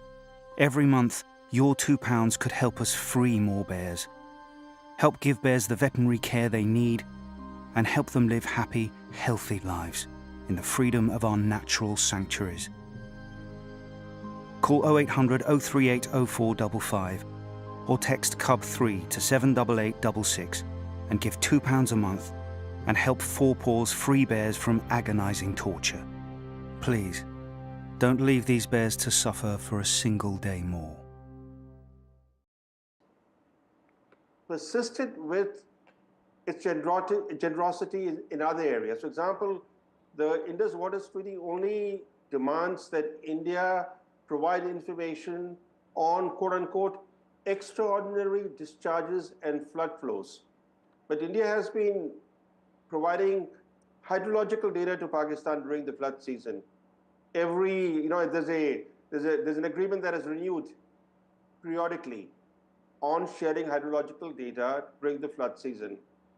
But that is extraneous to the Indus Waters Treaty. The treaty, as I said, only requires India to provide information on extraordinary discharges and flood flows. So the time has come for India to discard this unilateral generosity and leverage this treaty to reform Pakistan's behavior. Right. Mr. Bajaj, it's been a week since the IWT was put on hold, and people have, experts like you have also talked about this. Many have said that any significant reduction of flow of water to Pakistan will take at least a few years. We've seen that India's hydel power projects on the western rivers have been compliant with the treaty, as no diversion or storage of water takes place, and it's going to take some time for us to build that kind of storage capacities. How do you see what has happened in the last few days, and also Pakistan's reaction to all of this? Pakistan is naturally very aggressively opposing whatever steps India is taking. So because it's their lifeline, and almost 80 to 85% of the agriculture in Pakistan is happening with the water of this Indus rivers that is going to Pakistan. So even on the eastern rivers, which are allocated all to India, a lot of water continued to flow after signing of the treaty till even maybe up to 2000 or slightly more. And it was only gradually that we were able to build our infrastructure projects like storage dams and diversions and canals, so that the eastern rivers water could be utilized fully by India. Today we are in a position to say that not even a single drop of water from the eastern rivers is going to Pakistan, and only during extreme floods some water will go eventually at some point of time. So in a similar way, if we want to stop water from the western rivers going to Pakistan, so we'll need to build the infrastructure there. And it is not just storage dam that will be required to stop water going down, but we will also need to divert that water from the western rivers area, because there is not much consumptive use there in that area. Right. And all the usage is in the eastern rivers region, like Pakistan and like Punjab, Haryana, and onwards to Rajasthan. Right. So all this building infrastructure will take time, and maybe even if we go at a fast pace, maybe 5-6 years at least, Yes. minimum. Mr. Chilane, today is going to be the second important meeting of the IWT, what needs to be done to ensure that the suspension of IWT remains in force. In fact, Jal Shakti Minister C.R. Patil is likely to meet Home Minister Amit Shah around 8 o'clock is what we understand. The government has already indicated immediate plans for the long term. They've talked about desilting rivers, diversion of water, building of local capacities, storage capacities. What do you think the government should be thinking about right now to ensure that it achieves what it set out to do? Let's be clear that India's adversary is the Pakistani deep state, not the Pakistani people. India's intention is not to create a water crisis in Pakistan. It's not to divert water flows. It is to reform the behavior of the Pakistani military establishment that runs the show in Pakistan. So India has made clear that it will act responsibly. It will not seek to create a humanitarian crisis in Pakistan. In any case, India doesn't have the hydrological infrastructure, as Mr. Bajaj was pointing out. It lacks the hydrological infrastructure to divert river flows. Now, if you take the three big rivers that are reserved for Pakistan's exclusive use, the Chenab, Jhelum, and Indus, Pakistan gets 168 million, million acre feet of water every year. And India has been allowed under the Indus Waters Treaty to build storage of 3.6 million acre feet. But do you know that so far India's storage capacity on these three large rivers is only 0.3? Right. A fraction of what Pakistan gets from these three rivers. Now, to build any kind of diversion infrastructure will require investments of tens of billions of dollars. It will take 20 years, 30 years, and given the fact that in India, infrastructure projects never are completed on schedule. Yeah. So we're looking at a long time frame, and I think this is a misleading debate in India that India will use this Indus Waters Treaty, keeping it in abeyance as a tool to disrupt water flows to Pakistan. That's not India's intent. Okay. So the intent is larger here, and clearly that is what the government will also be probably thinking about. The second important meeting on the Indus Water Treaty is all set to take place today. In fact, Jal Shakti Minister C.R. Patil is all set to meet Home Minister Amit Shah in a few minutes from now. We'll get you all those details and more. But moving on to the other important story now, the replica of Puri Jagannath Temple, built at a cost of Rs 250 crore in Bengal's Digha town, was consecrated today, and that's become a flashpoint between the BJP and TMC. This is a temple that marks Mamata Banerjee, the Chief Minister of West Bengal, and also the TMC chief. It marks her outreach to the Hindu community. Remember, this comes very close to what we saw in Murshidabad, lives being lost and horrible Hindu-Muslim violence that took place there. The TMC has been blamed of Muslim appeasement by the BJP, something that the TMC has been completely denying. The inauguration of this Jagannath Dham temple took place yesterday and today. The auspicious occasion of Akshaya Tritiya is just there, and today was chosen for the auspicious Pran Pratishtha of the temple. In fact, this is being seen as the TMC's Ayodhya moment. In fact, Mamata Banerjee's government, in a reprisal of BJP's Ayodhya temple inauguration, had set up huge screens today across the state to live telecast the ceremony. It started at 2 p.m. Today afternoon, and BJP in fact has been targeting Mamata Banerjee by calling her a fake Hindu, saying that government funds cannot be used to construct temples. BJP is also questioning the TMC government's failure to handle Murshidabad riots. In fact, let's listen into first some reactions to the story before we get in our guests. आप देख लीजिए papers, ये हिटको है जिनका chairman फिरादाकी में, ये हिटको का project है। इसमें लिखा हुआ है Shri Jagannath Dham cultural centre, not temple. Media आप सरकार की लाइसेंस लेकर काम कर रहा है, गलत भ्रम पैदा मत कीजिए। It's a cultural centre, not temple. और हिंदू का मंदिर कभी सरकारी रुपया में नहीं होता है, वो राम मंदिर जैसे अयोध्या में बनाना हिंदू लोग का निधि से होता है। Well, we have Mamita Chakrabarti, who supports the BJP. She's a political analyst. We have Shikha Mukherjee, also a political analyst, joining us now. Thank you both of you for joining me on this broadcast. Shikha Mukherjee, ma'am, to you first. How do you see this move by Mamata Banerjee? It's not new, that she's talked of herself as a Hindu, as somebody who's inclusive, because we've seen her reciting the Chandi Path. But the BJP accusing her of Muslim appeasement and saying that this is not going to cancel out Murshidabad. How do you see this, and also this outreach, this symbolism coming just before 2026 assembly polls?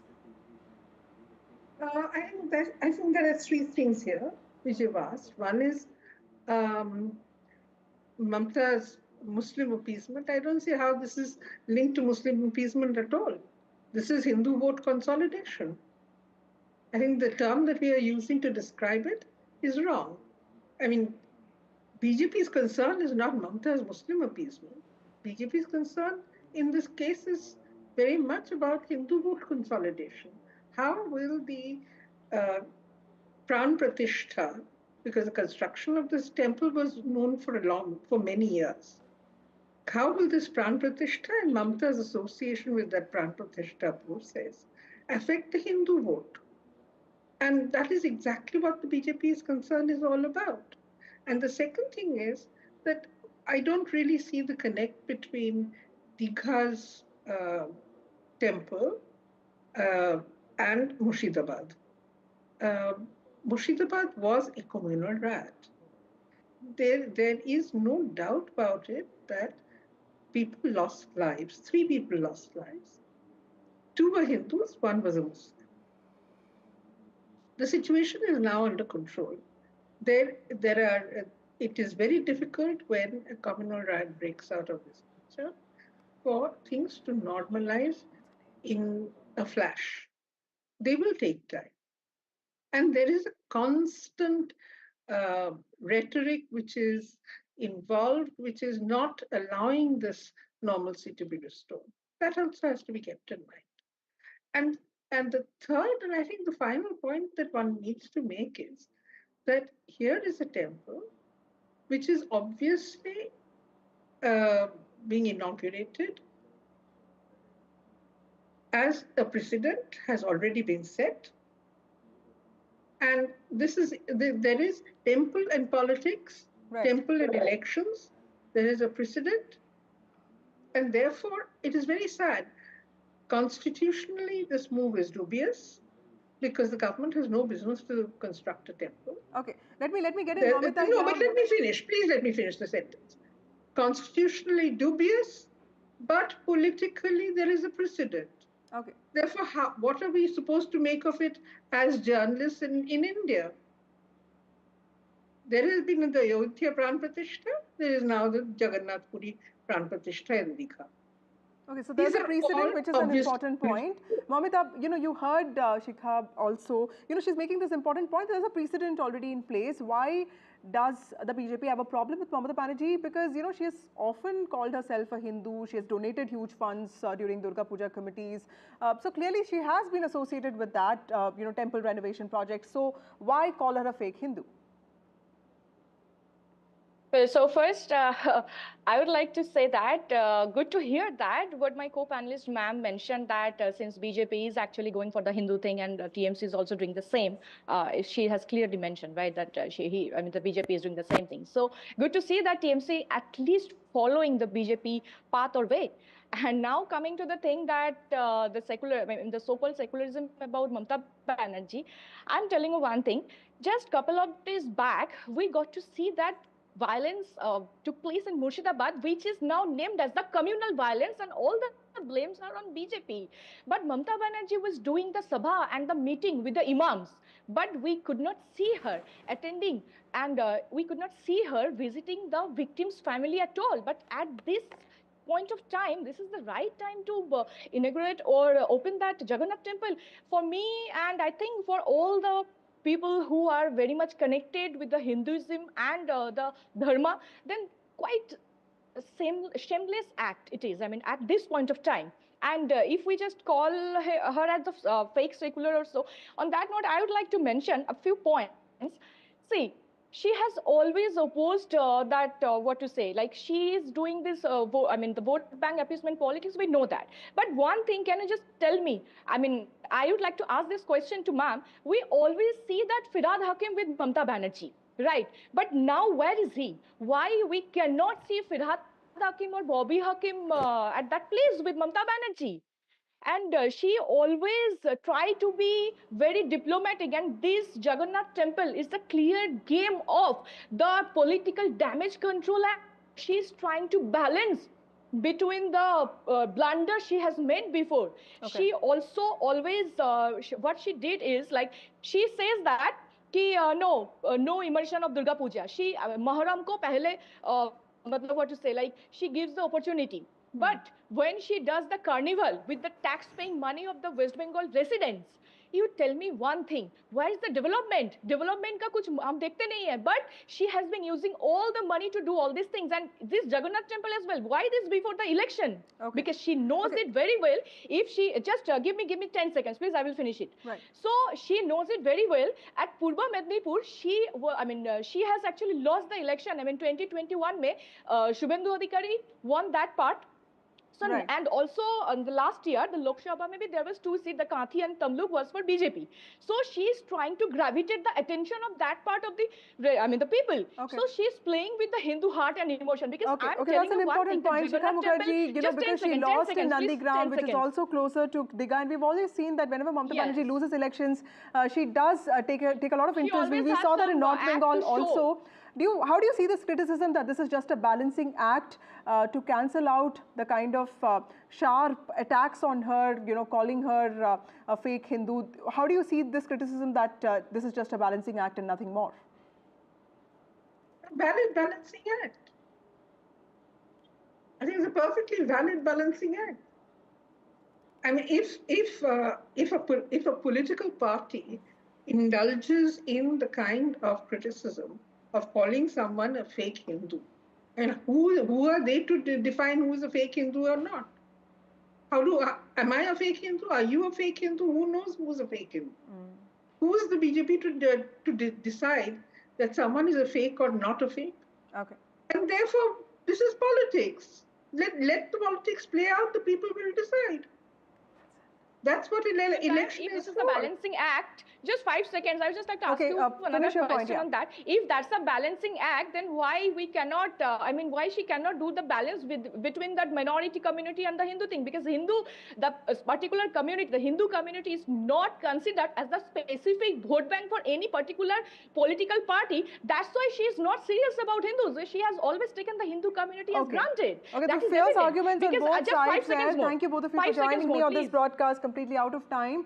The TMC is saying that this is all faith-based and cultural, and the BJP is saying that this is nothing but just a balancing act, and this is just pomp and show. That's about the temple that has become the latest political flashpoint between the BJP and TMC in West Bengal. With that, it's a wrap on the show. More news and updates on the outside.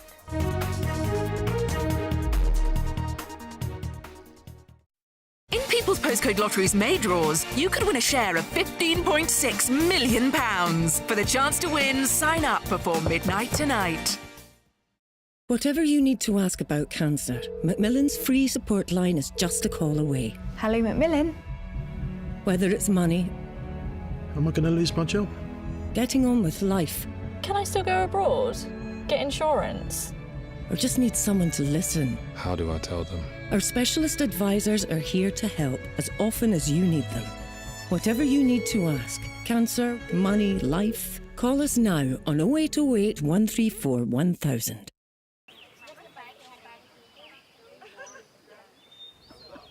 Did we? Yes, we did.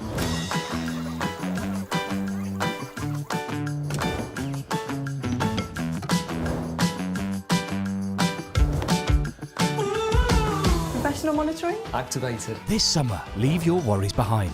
Protect what matters to you with Simply Safe Home Security. Systems start from under £200 with a professional monitoring plan. There's no safe like Simply Safe. I think that there's something that's always there that I just need to uncover. Like, I know I'm gonna get there, but I have to be patient with myself. That's probably the scary part for me.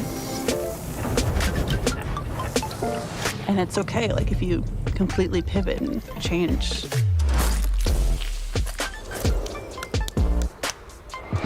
You know, you have to be comfortable with that. Don't miss Sharp's half-price spring savings. Get Sharp's bespoke fitted furniture for every room, from living spaces to home offices and bedrooms. Many ranges are now half price, including our must-have Manhattan range. Our exclusive Space Plus system means we won't be beaten on space. Plus, you get our 15-year guarantee for total peace of mind. Refresh your home with Sharps this spring. Book your free home design visit today at sharps.co.uk. Get that lucky cow feeling with luckycowbingo.com/bingo, the site that's bursting with beautiful bingo games. That's luckycowbingo.com/bingo. From interesting tech startups to industry-leading companies, politics, sports, culture, curry, cricket. Oh, there's so much to talk about. Like me, if you too thrive on interesting conversations, this is a show you cannot miss. Watch this space to know more about all matters and all people that make Britain what it is today. Out of Britain, with me, Radhika Iyer.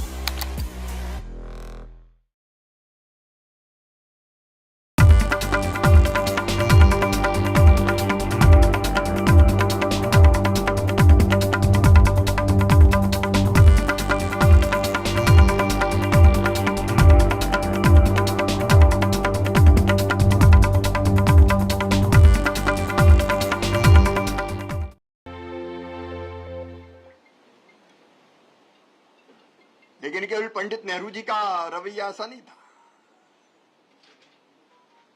स्वर्गीय इंदिरा जी ने क्या किया?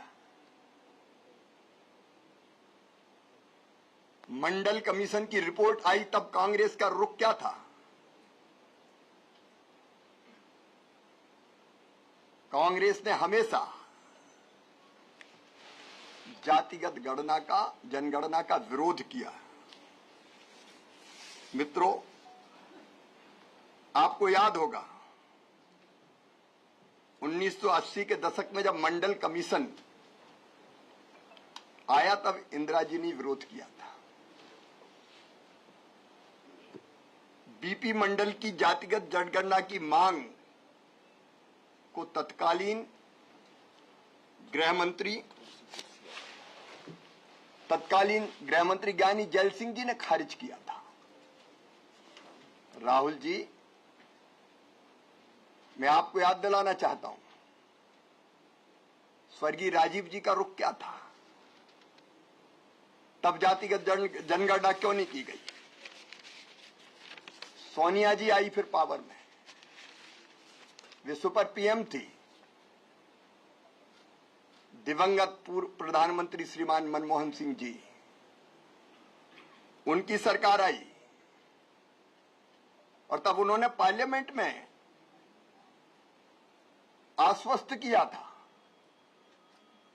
कि वो जातिगत जनगणना पर cabinet में विचार करेंगे। मंत्रिमंडल का एक समूह बना, ग्रुप ऑफ मिनिस्टर्स, तब भी जातिगत जनगणना नहीं हुई। एक सर्वे पर हुआ, सर्वे जिसे एसईसीसी के नाम से जाना जाता है। क्यों श्रीमती सोनिया गांधी जी ने, क्यों स्वर्गीय मनमोहन जी ने जातिगत जनगणना नहीं करवाई? और एसईसीसी के जो आंकड़े थे उस समय सर्वे के, उसमें भी हजारों त्रुटियां थी, वो लगभग अग्राह्य कर दिया गया। तब कांग्रेस कहां थी? झूठ बोलना और भ्रम फैलाना,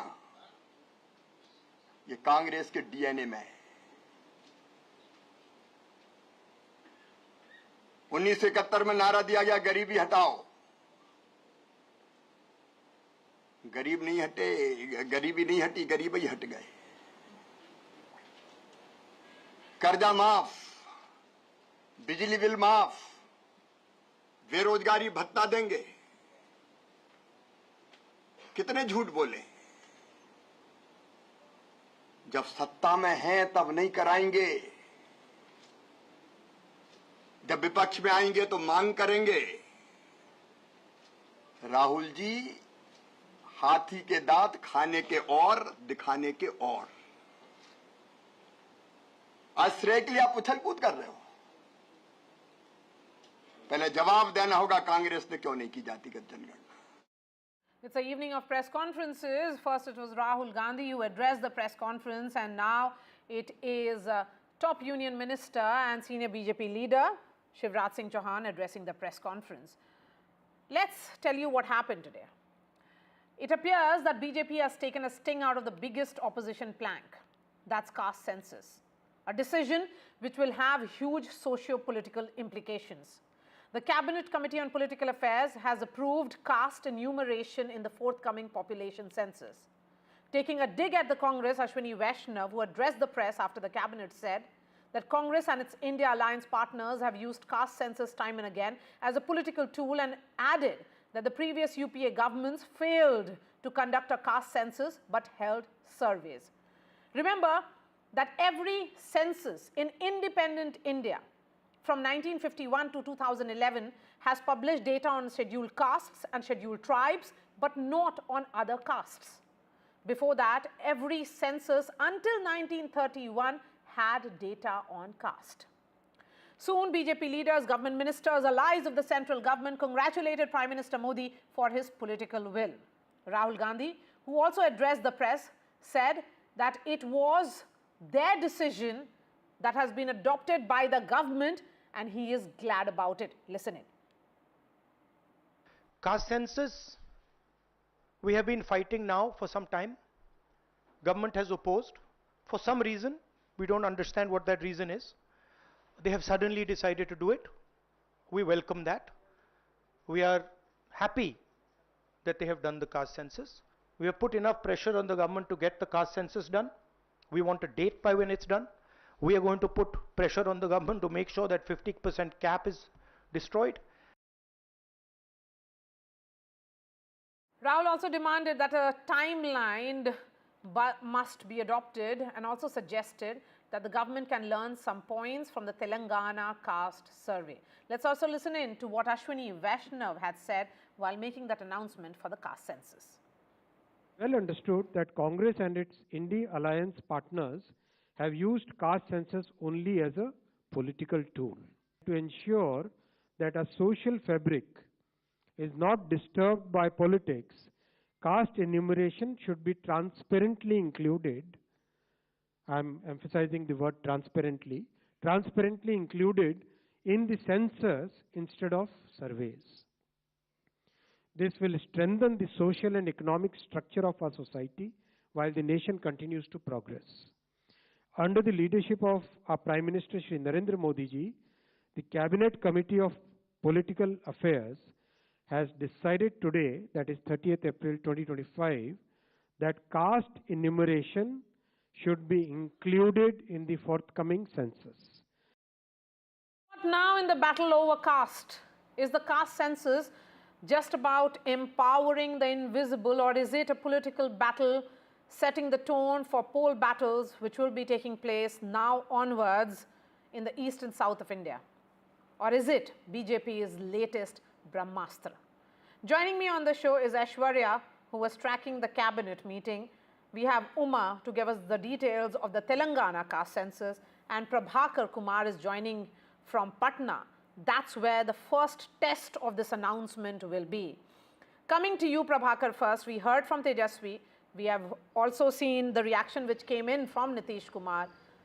Tejasvi says that the caste survey, which happened in Bihar a few years ago, in 2017 to be specific, was because he was in power along with Nitish. Do you think people on the ground will believe and give him that benefit of doubt that, you know, as far as social engineering is concerned, they have an upper hand over Nitish Kumar?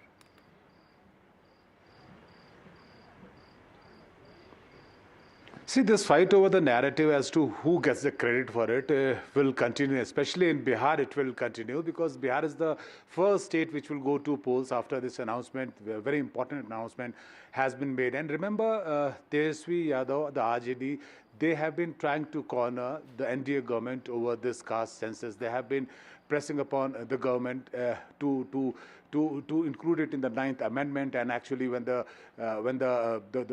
reservation ceiling was struck down by the High Court, then also there was a lot of hue and cry over this, especially by the Congress and RJD.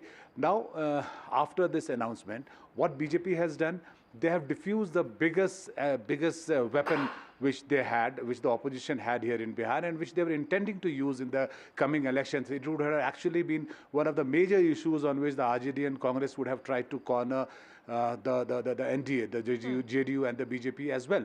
Now, after this announcement, how would they actually set the other narrative, whether they try to take the credit for what the BJP has done for this announcement, and they would certainly try to make a point to the voters that it's because of their pressure, as we just heard Rahul Gandhi making the similar point, that's because of their pressure that the BJP was forced to make this announcement, and they would try to get some credit out of it. But certainly Bihar would be the first testing ground where this announcement's impact would be tested in just few months from now.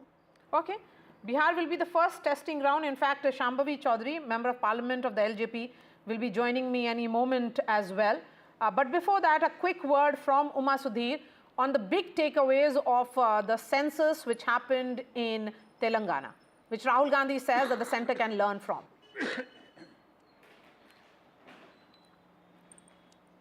Maria, Telangana conducted the first socio-economic, political, economic, and also employment and caste census. It's not called a census because census is something that is in the purview of the union government, and therefore this is called a survey.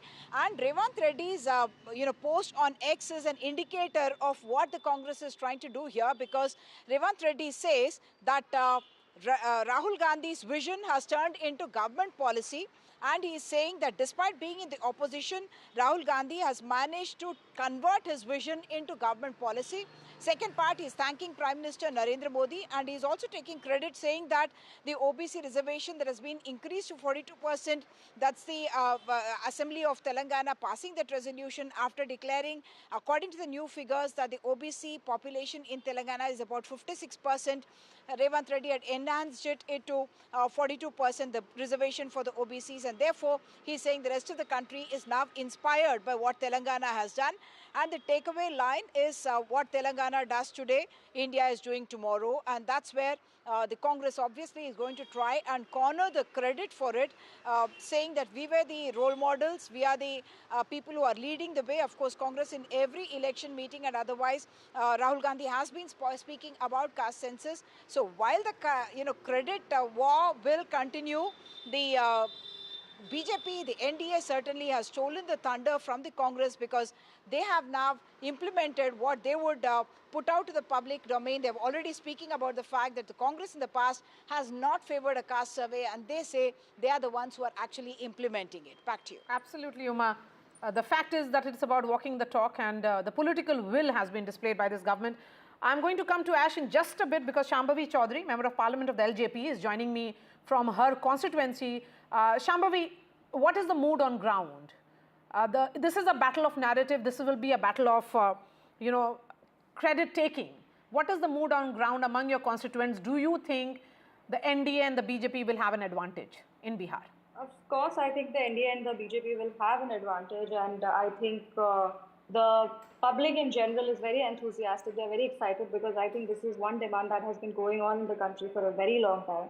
And needless to say, Bihar has paved the way for the entire country. Caste census was rightly done under the leadership of our Chief Minister, Mr. Nitish Kumar. And our party's national president, Shri Chirag Paswan ji, has also continuously advocated for a caste census despite any obstacle that came the way. So there's a lot of enthusiasm and there's a lot of excitement, and we're just hoping that this is a historic decision and it will contribute significantly in our the dream of Viksit Bharat, the sankalp of Viksit Bharat that we have. This decision will contribute to it significantly. Yes, Shambhavi, the fact is that Bihar had a caste survey in 2017. At that time, it was a Mahagathbandhan government with Nitish Kumar as the chief minister. Today, Tejasvi Yadav says that they have shown the way to the center, that it was under their pressure that along with standing demand of the RJD and the India bloc, including Rahul Gandhi and others, have been implemented. So you should be ready to share the credit for this decision. I think it's very petty of anybody to try to take credit of something that is so large and something that's going to impact so many people. It's a decision for the country, and all the credit goes to our Prime Minister Shri Narendra Modi ji, because I think it takes courage to take such decisions, and he has that courage. Tejasvi Yadav, I'm sure, does a lot of, he's trying to, project it as if it was his decision, but key NDA allies like Janata Dal United and Lok Jan Shakti Party have also continuously advocated for it. So it will be, I think it will be very unfair and limited to say that this was an opposition demand. This was the country's demand, and all representatives of the people have continuously requested our Prime Minister to include the caste census in the population census. Okay, the larger question, since you are one of the youngest MPs in this Lok Sabha, Shambhavi, one view is, and Rahul Gandhi also spoke about it, was that this will perhaps set the stage for what will happen next in the private sector. I think it's a long way ahead, and we should go step by step, and we'll see how this pans out. Once the caste census is done, definitely we'll have a better understanding of the demography. As representatives of the people, we'll have better understanding of the people, and it will enable us to design better policies that cater to the needs of the people, that caters to the population. So definitely a lot is going to change, but we are very optimistic that it's going to change for the better. So are you of the opinion, and as an ally of the BJP at the center, that this is a historic moment, a landmark moment for India, because a step has been taken towards social justice and inclusive growth? Definitely, it's a big step towards social justice, towards inclusive growth, and to ensure there is equality, and the ideals that we stand for, that is achieved. All right. Thank you so much for joining us. Let's see how it plays out in our home state. Shambhavi, 6 months to go for Bihar elections. Joining me on the show tonight, Tuhin Sinha, national spokesperson of the BJP, Bhavya representing the Congress, Amitabh Tiwari is political strategist. We have Professor Badri Narayan, political analyst, and Dr. Suraj is an author of Caste Matters. I'm going to begin with the analysts first, and perhaps Dr. Suraj Yengre will be able to put this in context better. What does today mean for the larger socio-political context of India? Maria, this is not really a serious move as far as I can see if you look at the history. The timing of this is very peculiar, right? I mean, there's election, but also there's an attack, the government's inefficiency in what happened in Belgaum.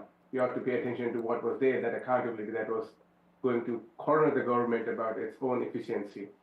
And if you look at the history from 1931 onwards, this was essentially the communal award that was then signed between Gandhi and Dr. Ambedkar in 1932 that led to India, Government of India Act and so forth. We know that. 1951 onwards, the government has been collecting some sort of data, especially it authorized the states to collect the data, What we essentially miss in this is the data of scheduled caste and scheduled tribes has been there. It's not absent. This is about the backward classes and other caste groups who have not enumerated. So that was the main kind of contention for the Mandal Commission. We don't have the data, and that was kind of an effort that was taken in this direction. Now, I don't have much hopes from this government that is seriously, liar and a peddler of fake news. And again, this may be one of their on another jumlas because they have not given the date when they will do it. They don't have any program. What happened with SECC, Socioeconomic Caste Census, that was done in 2011, was it was mired by a lot of inefficiency, and the government just desponded. The Ministry of Rural Affairs conducted that, and the Registrar General and other statistical bodies didn't even endorse it.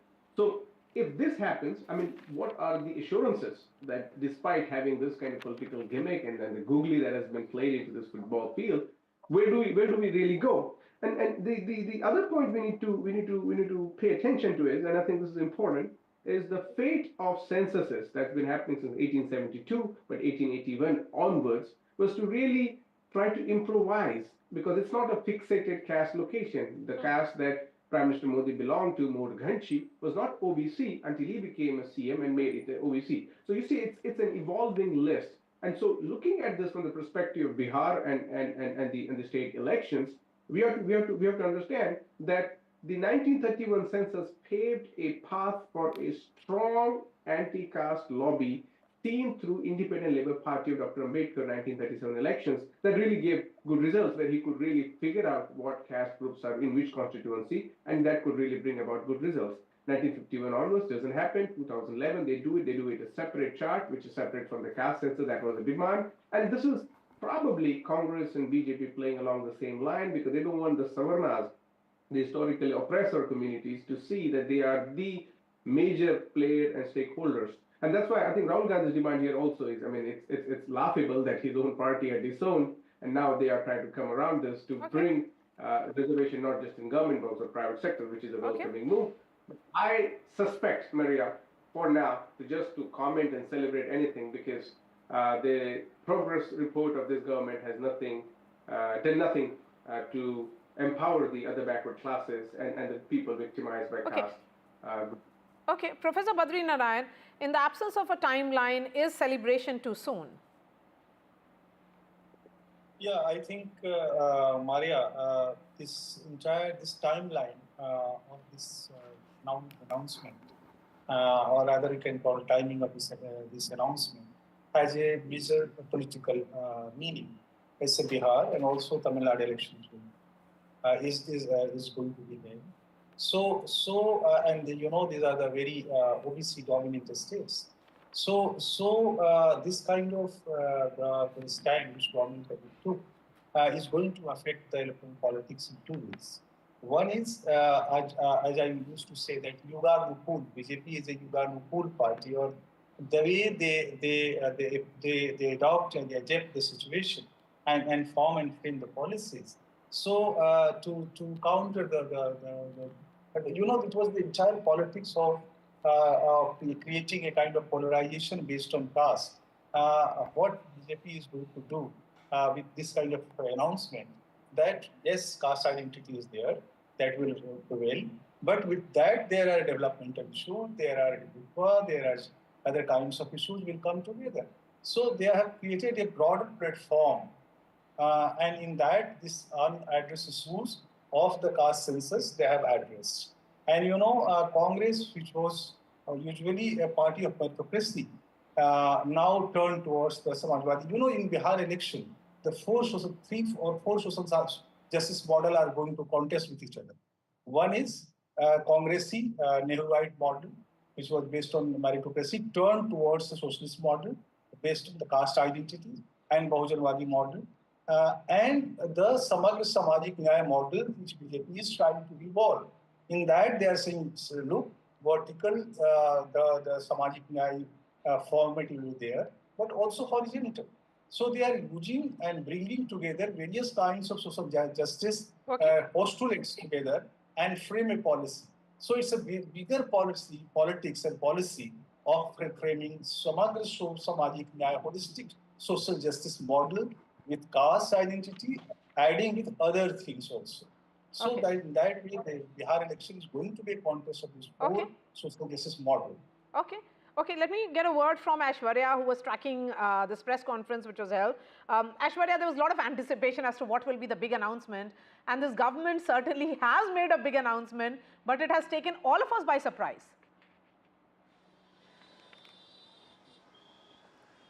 Well, certainly, and it was a jam-packed auditorium at the National Media Center where Ashnavi Vaishnav had made that statement of what the decision had come out of CCPA. It was, all speculations that and all eyes were glued to that press conference as a lot of journalists were waiting, because it was Prime Minister Narendra Modi who chaired 4 crucial meetings in the morning, and soon after that there was a briefing. But of course, it has taken a bit of surprise, sent shockwaves to the opposition parties as well, and it is, of course, both the NDA or the opposition taking credit. Already the political war of words had begun. And remember, Ashnavi Vaishnav, while reading out that statement of what decision has been taken of the CCPA, the first statement was that it is the Congress who had opposed the caste-based census, and it is now the opposition parties who have been saying that it is Rahul Gandhi who went to different places in the country while campaigning, and at time and again asked the government to conduct a caste-based survey, and that's what they demanded. And although Rahul Gandhi welcomed it as well, the battle war will continue of the credit that be it the NDA or the opposition, but how it will pan down to the ground in the election-bound states, it's something that will be very interesting to see. Absolutely, Aishwarya. Thank you so much. Sachin Pilot, senior Congress leader, is joining me now. Mr. Pilot, the government says that the Congress governments have always opposed caste census, and that caste was not included in all the census operations conducted since independence. And they are also saying that in 2010, the then Prime Minister, late Dr. Manmohan Singh, had assured the Lok Sabha that the matter of caste census would be considered in the cabinet, which was not done. So when it is about political will, it is Prime Minister Modi who has displayed it rather than you, who had the option of executing it, but you did not. I am absolutely amazed how one can try and spin this story at this hour. For months and months and months, Mr. Rahul Gandhi and the entire Congress party, at all our working committee resolutions, all our conventions, we have been shouting from the rooftops that we want a caste census. Now, a lot of people in the media thought this is breaking up the country, this is not required to be done, and the BJP, no less, the government of India, had on multiple occasions said not to be done, this is not required. In fact, every minister in the government of India went and shouted that we don't want the caste census. Now, after the pressure mounted, and Mr. Gandhi in Parliament and outside made an issue of it, the government today relented and announced it will do a caste census. I think it's not about the credit. This is the beginning of what we feel is the right way forward. This is going to open the door for us to understand exactly where people are living in, under what conditions. Unless you have the data, scientifically attained data, you can't act on it. The question about credit and political advantage is not important for us. What's more important is that we've been able to force the hand of the government, which was so reluctant and vehemently opposed to this, finally gave in. And they only give in when the water is above the nose. And that's what happened today. And let's see how this pans out, because the quality of the data and actions henceforth will be far more important than the mere announcement this afternoon. again, what the government is saying, yes, it may not be about credit war, but because this is the government which has taken the call, it is saying that it has stolen a march. The point being made here, Mr. Pilot, is that the Congress government decided to conduct only a survey instead of caste census, and the survey is known as SECC. Do you think the data that on the basis of which you were distributing the benefits of the benefits of the government was skewed? So Maria, why are you going back to the Congress government? For the last 11 years, there's been a BJP government, and as recent as yesterday, the BJP government of India were opposed to it, and publicly so. They were not hiding the fact that they were against the caste census, but obviously the political pressure, the kind of grassroots support that we got for this issue, they understood and they read the writing on the wall and have announced it today. All I'm saying is that I'm glad they did, though belatedly. Moving forward, what is far more important is that they don't do a shoddy job or just on the tip of the surface. Because in Telangana, for example, what we've done is a very detailed analysis of how people are living, what conditions they're living, their per capita income, their education, their standards of life, etc. Those are very, very important questions. I don't want to go into which government did what. For the last years, we have been asking singularly, the topmost agenda for Mr. Gandhi and the party was, let's get an actual holistic exercise done using scientific means to get tangible data for us to make policy interventions when we require them to do so. So today, after a lot, and this is the surprising part of the government, I'm sure even the topmost ministers in the government had no idea what they were doing it. But I feel that they've read the political landscape, how it's shifting very quickly, and people are understanding why we are saying that we need the caste census.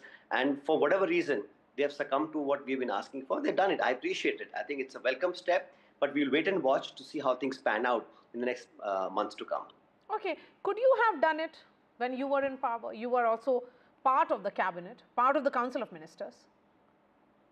Yeah, could we have not done many things 50 years ago? We could have announced bullet train 30 years ago. We could have announced Notebandi, last year. It's all in history, right? But for 11 years, 3 terms, the same government. And the fact you're not appreciating, Myra, is the fact that when we're asking for something, they're brushing it aside. For years, the BJP was making a non-issue of it, and they were actually calling the Congress party names and using adjectives that I can't repeat on the camera, that this is unbecoming, and why should the Congress party, Mr. Gandhi, Mr. Kharge, ask for these things? Now suddenly things have changed. No one is asking the government that you've taken a U-turn for the nth time on multiple issues, including lateral entry, including Farmers Bill, including Land Acquisition Act, so many U-turns, including this one. So I think you should be asking the government that solid question as to why you're opposing it publicly, and suddenly you decided to do it. For our sake, I'm happy for the country. I'm happy for our party that our stance is now vindicated. And we hope that this will have very, very positive results coming up. Last question to you. As someone who interacts with multiple sections of people, are you not sensing that this could also clear the decks for what will be seen as demand for reservation in the private sector coming up next, and that could also lead to pushback from the private sector? That's speculation. I won't go into it. All I'm saying is basically we are a country that is 1.4 billion people. Unless we have actual data. So today there's a lot of claims, counterclaims, there's allocation of budgets and policies ad hoc. We don't know how much budget we're allocating to what scheme, to what programs, and who are the beneficiaries. We have today the Aadhaar card, we have bank accounts, we have digital fingerprints, we have everything. Why should we not know? If we can do a head count for all the tigers and the animals and so on in the country, why can't we know who is living in what condition and what we need to? Perhaps sometimes you need to reduce some assistance to people who already had enough, and they're more needy people in some sections. So it's basically a scientific way of analyzing the data and our demography so that we can do justice to everybody. It's a very simple task if one has the conviction and the political will to do so. All right, Sachin Pilot, really appreciate your time here on NDTV. Let's listen in to what Mallikarjun Kharge, Congress chief, had to say on this announcement. He spoke to my colleague, Deepak Bopanna. Joining me is the AICC President, Mr. Mallikarjun Kharge. In 2023, 2 years ago, he had written a letter to the centre that there is a need for a caste census. And today, when the announcement has happened from the centre, he's here joining us. So, what do you make of this announcement? Do you welcome it? Tell us at this point in time, what do you feel? No, it is a good decision. And for this decision, we were waiting since long. And I have written earlier also one letter and recently 2 years back also a letter. And that I have shown you with date and with this letter. Yeah. So, to remind them. So this is a good decision. Let us see, wait, we welcome it. But simply telling and keeping quiet doesn't work. You have to put the budget, sufficient budget you have not put. Now you have to additional budget you have to take up for this, and whatever expenditure comes, that expenditure central government should make allocation and do it. Then only it will prove it. Well, that was the AICC President, Mr. Mallikarjun Kharge, of course, who's saying that right now the implementation should be done as soon as possible by the centre. All right, let me bring in Tuhin Sinha now. Tuhin, a quick reaction on all that you've heard from the Congress leaders. Okay, we'll try and connect with Tuhin in just a bit. But yes, come in, Amitabh Tiwari. The question is, Bihar will be the first testing ground. And what immediate impact are you sensing in Bihar? So clearly, this is a change of stance by the BJP, because the party was non-committal on a caste census, because it felt that it had already the OBC vote in its fold. OBC vote being doubled from 22% to 44% during the 10 years 2009 to 19. The setback in the Lok Sabha elections, and largely if you see, the BJP and NDA have lost vote share amongst the upper and lower OBCs, including in Bihar, where it still won 30 out of 40 seats, and massive support in the UP, where it lost anywhere between 10% to 20% support from the OBCs. So, and with Rahul Gandhi raising this issue, the party has tried to, let's say, snatch the main poll plank of the Congress party, because this is not just Bihar or UP. Now, what will you do with the caste census numbers? Congress has clearly said that they would raise the ceiling from 50% to, let's say, 60-65%, anywhere in between that. But the BJP has not yet announced it. It will have to eventually, because what will you do with these numbers? So the main plank of the BJP, or I would say it has found the main plank of a 2029 Lok Sabha elections, where social justice could be its key point going into the Lok Sabha elections, with a caste census done, and also perhaps with a raise in the ceiling of reservations. You were talking about the private reservations. First, it has to increase the reservation cap in the government sector. That's right. Then only the private sector will come, correct? So Yes. all these things, I think, largely political. Of course, social justice is part of it, and the BJP has received quite a lot of OBC support, and it wants to consolidate that support for it. Tuhin Sinha, in the absence of a timeline, is this mere symbolism? Good evening, Maria. Point number one, we had never, spoken against caste reservation. As recently as September 2024, when Amit Shahji was categorically asked whether, the caste census would be included in the new census, he said a decision will be taken soon. So number one, this entire theory, we don't act in haste. We don't like to hoodwink the country like Rahul Gandhi has been doing on the issue of caste census. They could not make the caste census public in 2011 because 8.19 crore errors were detected, out of which 1.5 crores had no solution. So we needed time to be sure that we are in a position to carry out a flawless and impeccable caste census, which will not be used for vested political gains. And we are, we are now prepared for that.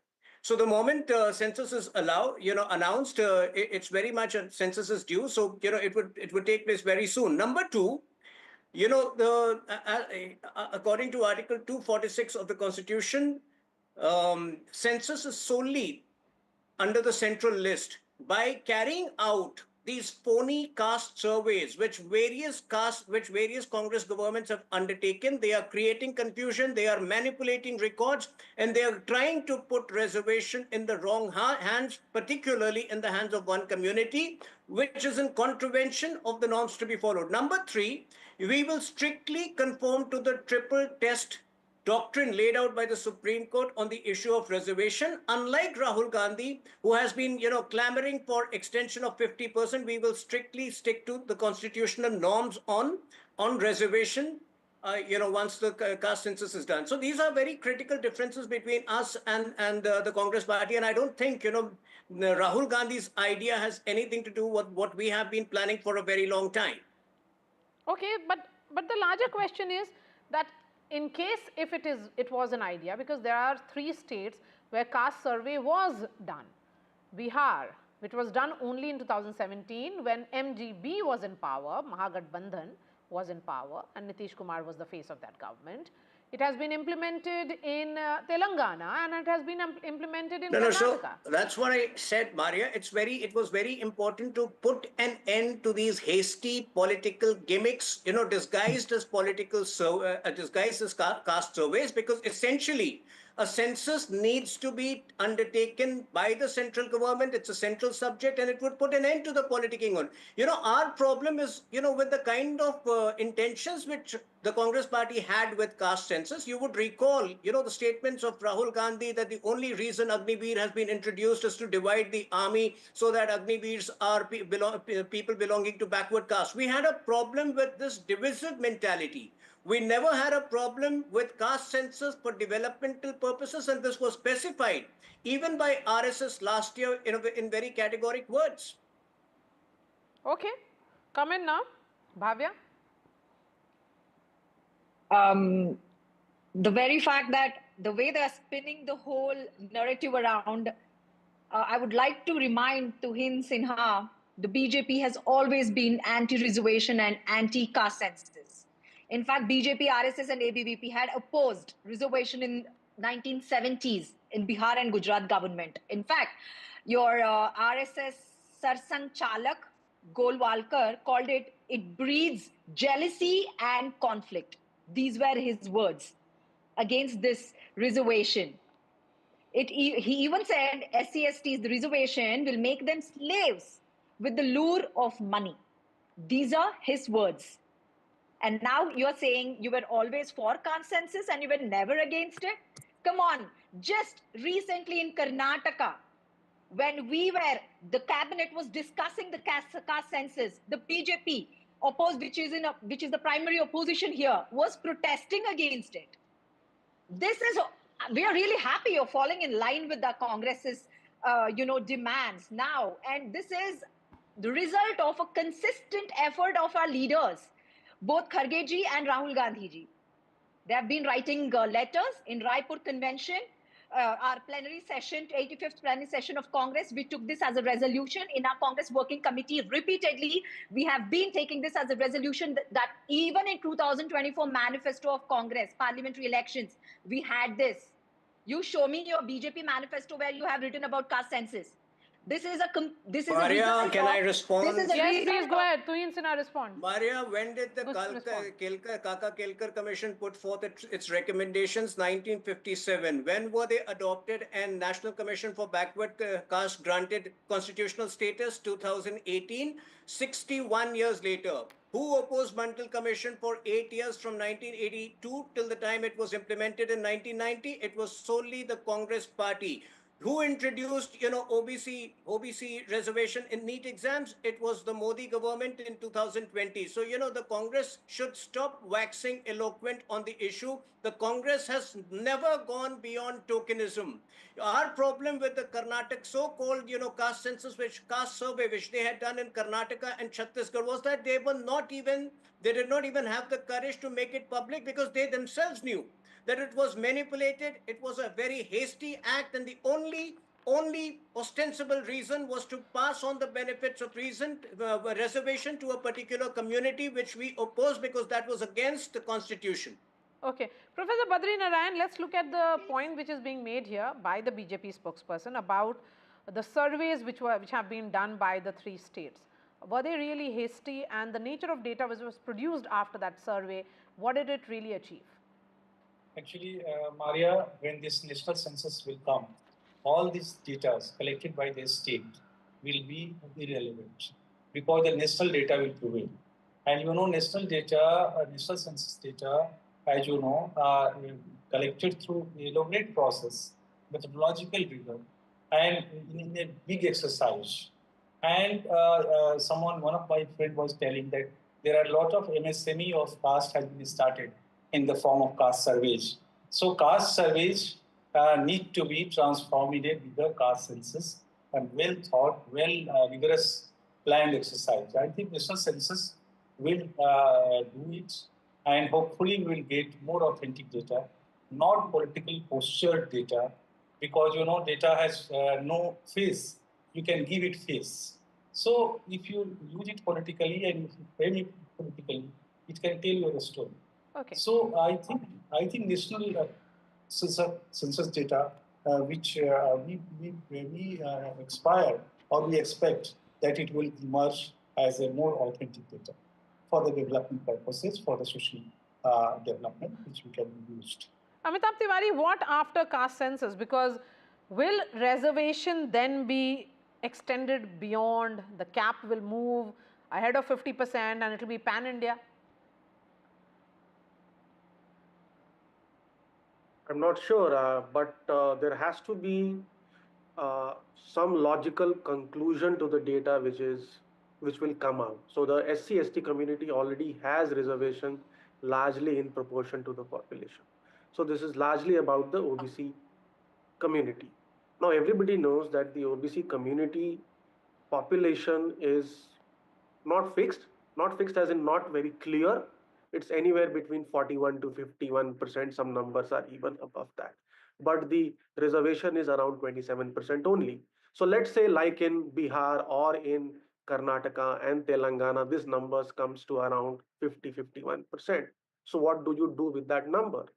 Because then the Congress party could again pitch this slogan, जिसकी जितनी आबादी उसकी उतनी हिस्सेदारी होनी चाहिए. So ultimately you will have to do something with that number, correct? So the pressure on the government to increase the reservation cap would improve, and now you have an opposition which is willing to lend support to you to increase.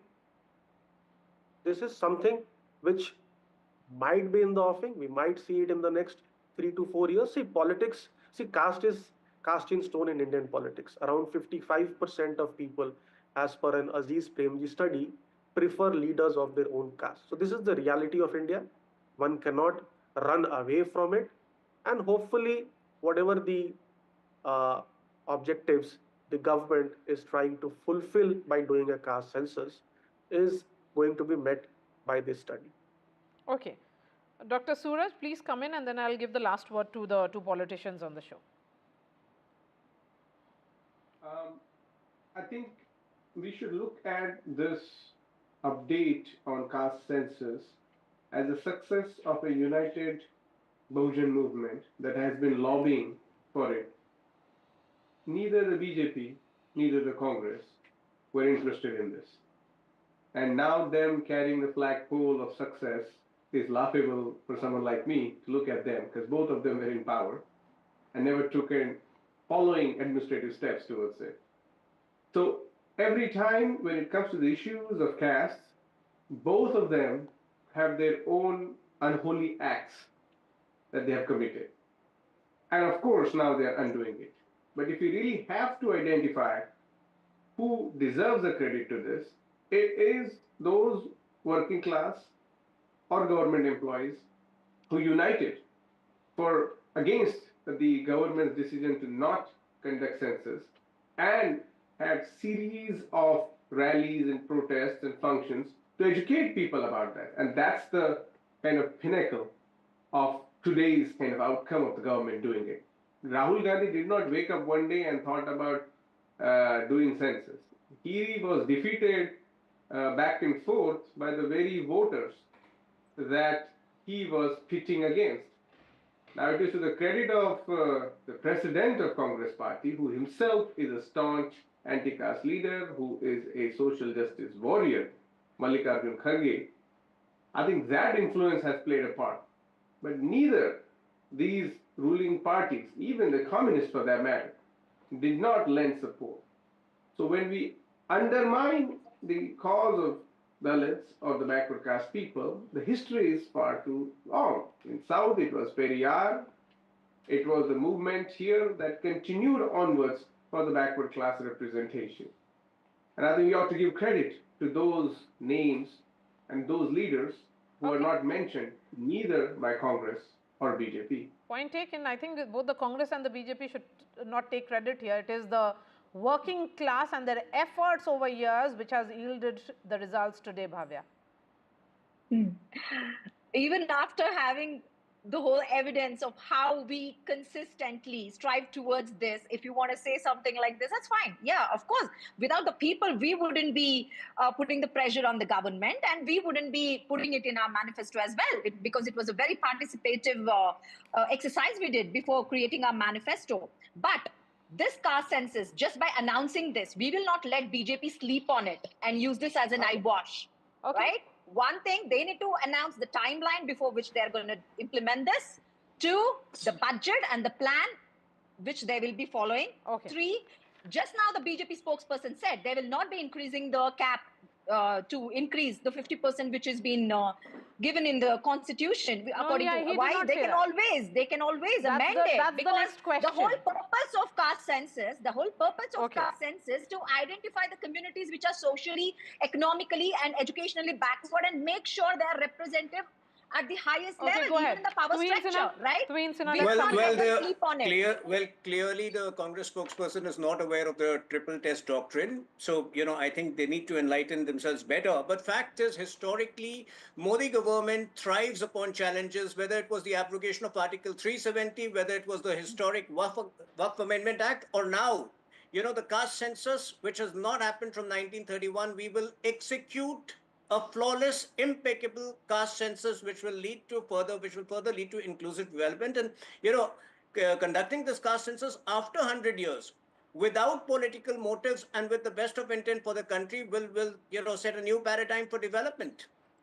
All right, we have really come to the end of this discussion. Thank you so much for joining us, Tuhin Sinha, Bhavya, Amitabh Tiwari, Dr. Suraj, and Professor Badri Narayan. Shifting focus to a newsmaker who's joining me at the moment, Professor Manoj Jha is our RJD MP. Professor Jha, really appreciate your time. A year and a half ago, and we'll be playing a part of that speech as well, Professor Jha, you had said in a speech that it is only this government which can implement caste census. So are we to believe that you also understood the political will Prime Minister Modi can display, or was it also about the numerical strength that the government had and has, and hence, because of that power, it can go ahead with the decision of this nature today? Maria, let me make a very small modification in your statement. I had not said the government can do it. I had said